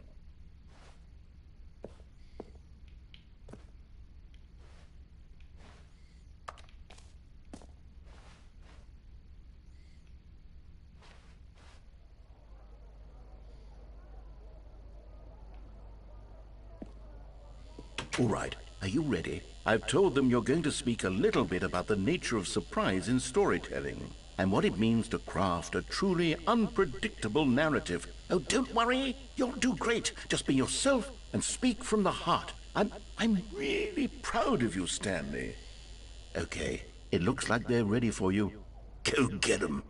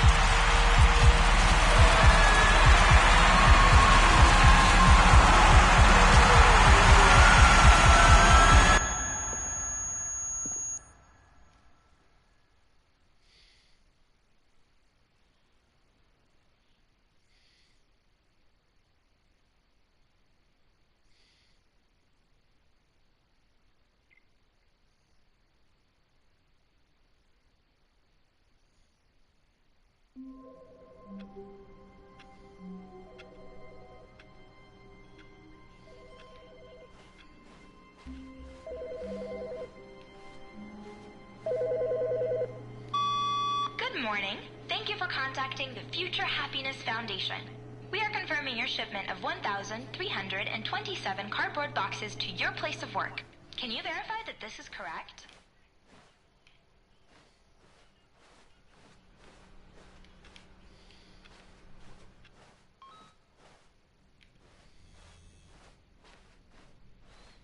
When Stanley came to a set of 2 open doors, he entered the door on his left.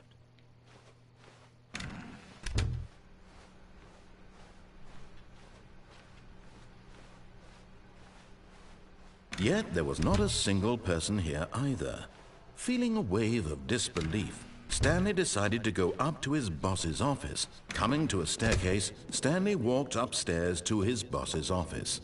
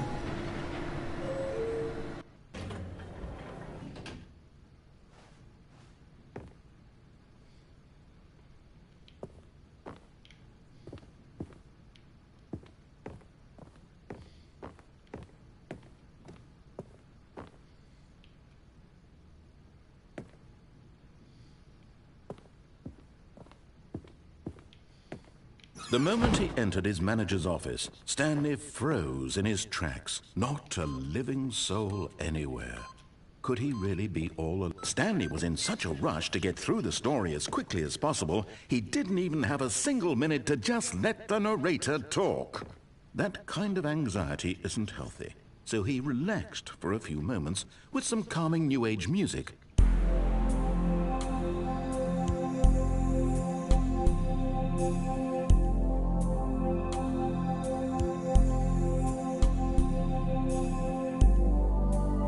Feeling soothed and rejuvenated, Stanley calmly walked forward into the opened passageway.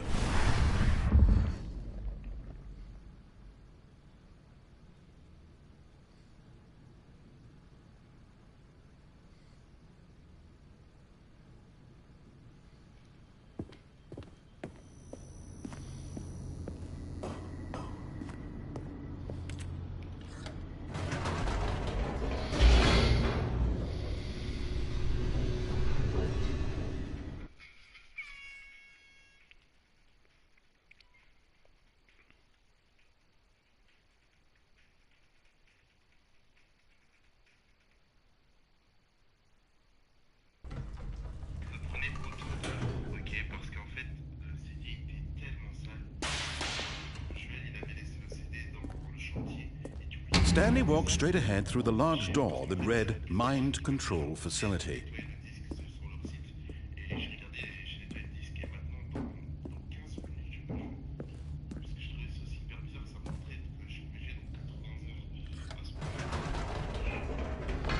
Whoops, nope, never mind. Stanley actually got back into the elevator and went back up. Silly me. Why did Stanley do that when he knew that it would just lead back to his boss's office? Well, that's a great question. I just can't wait to find out.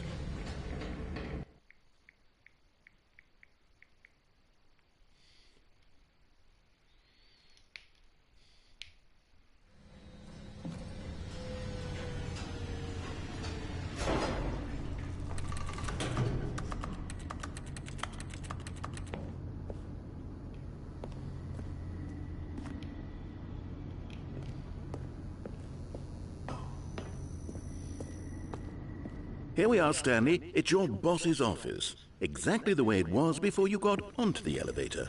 It's still just exactly what it is. What a decision you've made to come up here and look at the office again.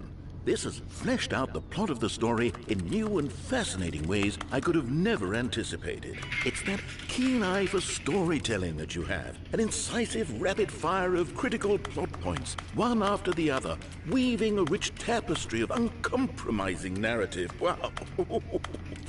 I'm bolted to the edge of my seat. Incredible. Now he's getting back into the elevator and going down again. Ladies and gentlemen, how does he keep coming up with all of this?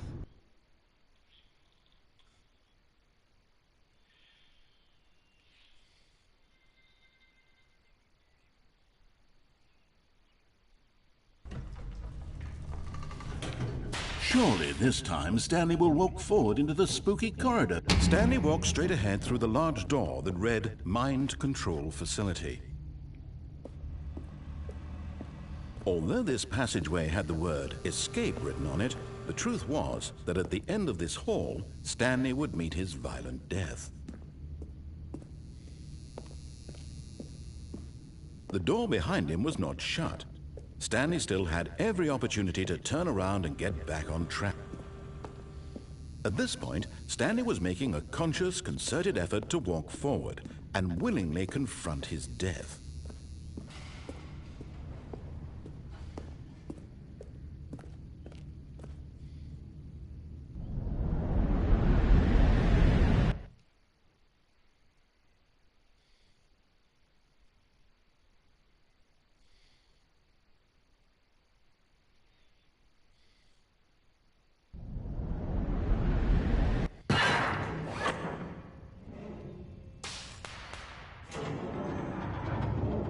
As the machine whirred into motion and Stanley was inched closer and closer to his demise, he reflected that his life had been of no consequence whatsoever. Stanley can't see the bigger picture. He doesn't know the real story. trapped forever in his narrow vision of what this world is. Perhaps his death was of no great loss, like plucking the eyeballs from a blind man. And so he resigned and willingly accepted this violent end to his brief and shallow life. Farewell, Stanley.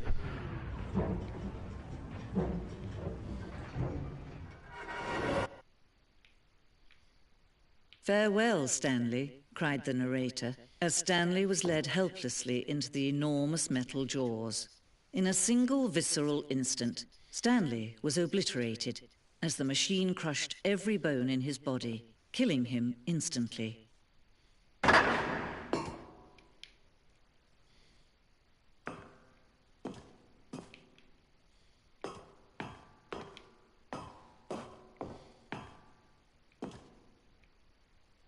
And yet it would be just a few minutes before Stanley would restart the game, back in his office, as alive as ever. What exactly did the narrator think he was going to accomplish?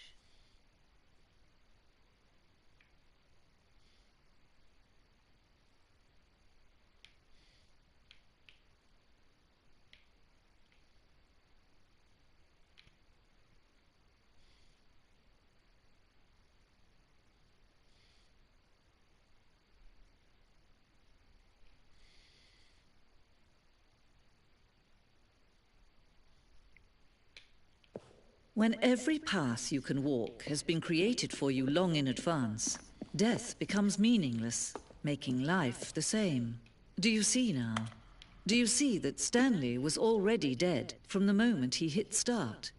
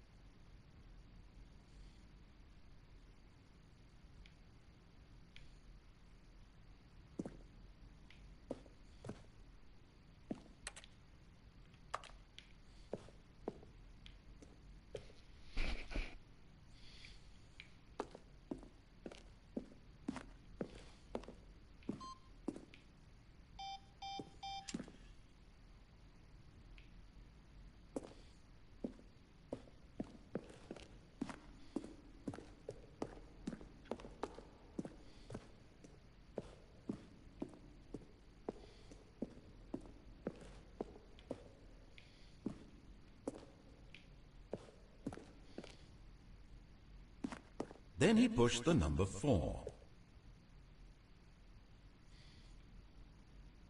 Then he pushed the number 8.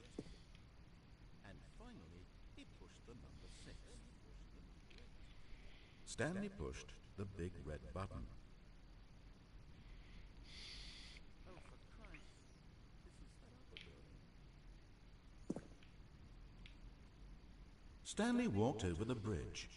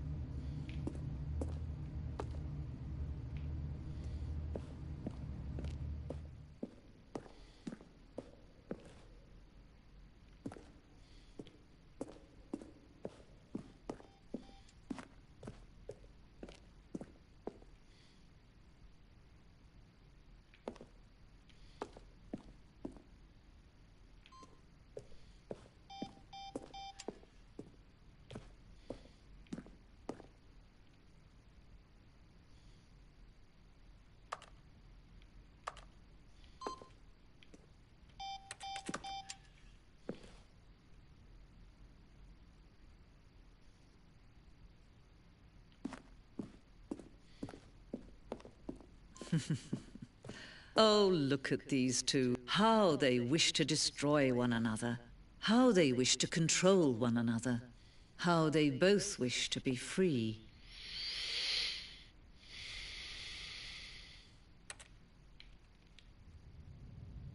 Can you see? Can you see how much they need one another? No, perhaps not.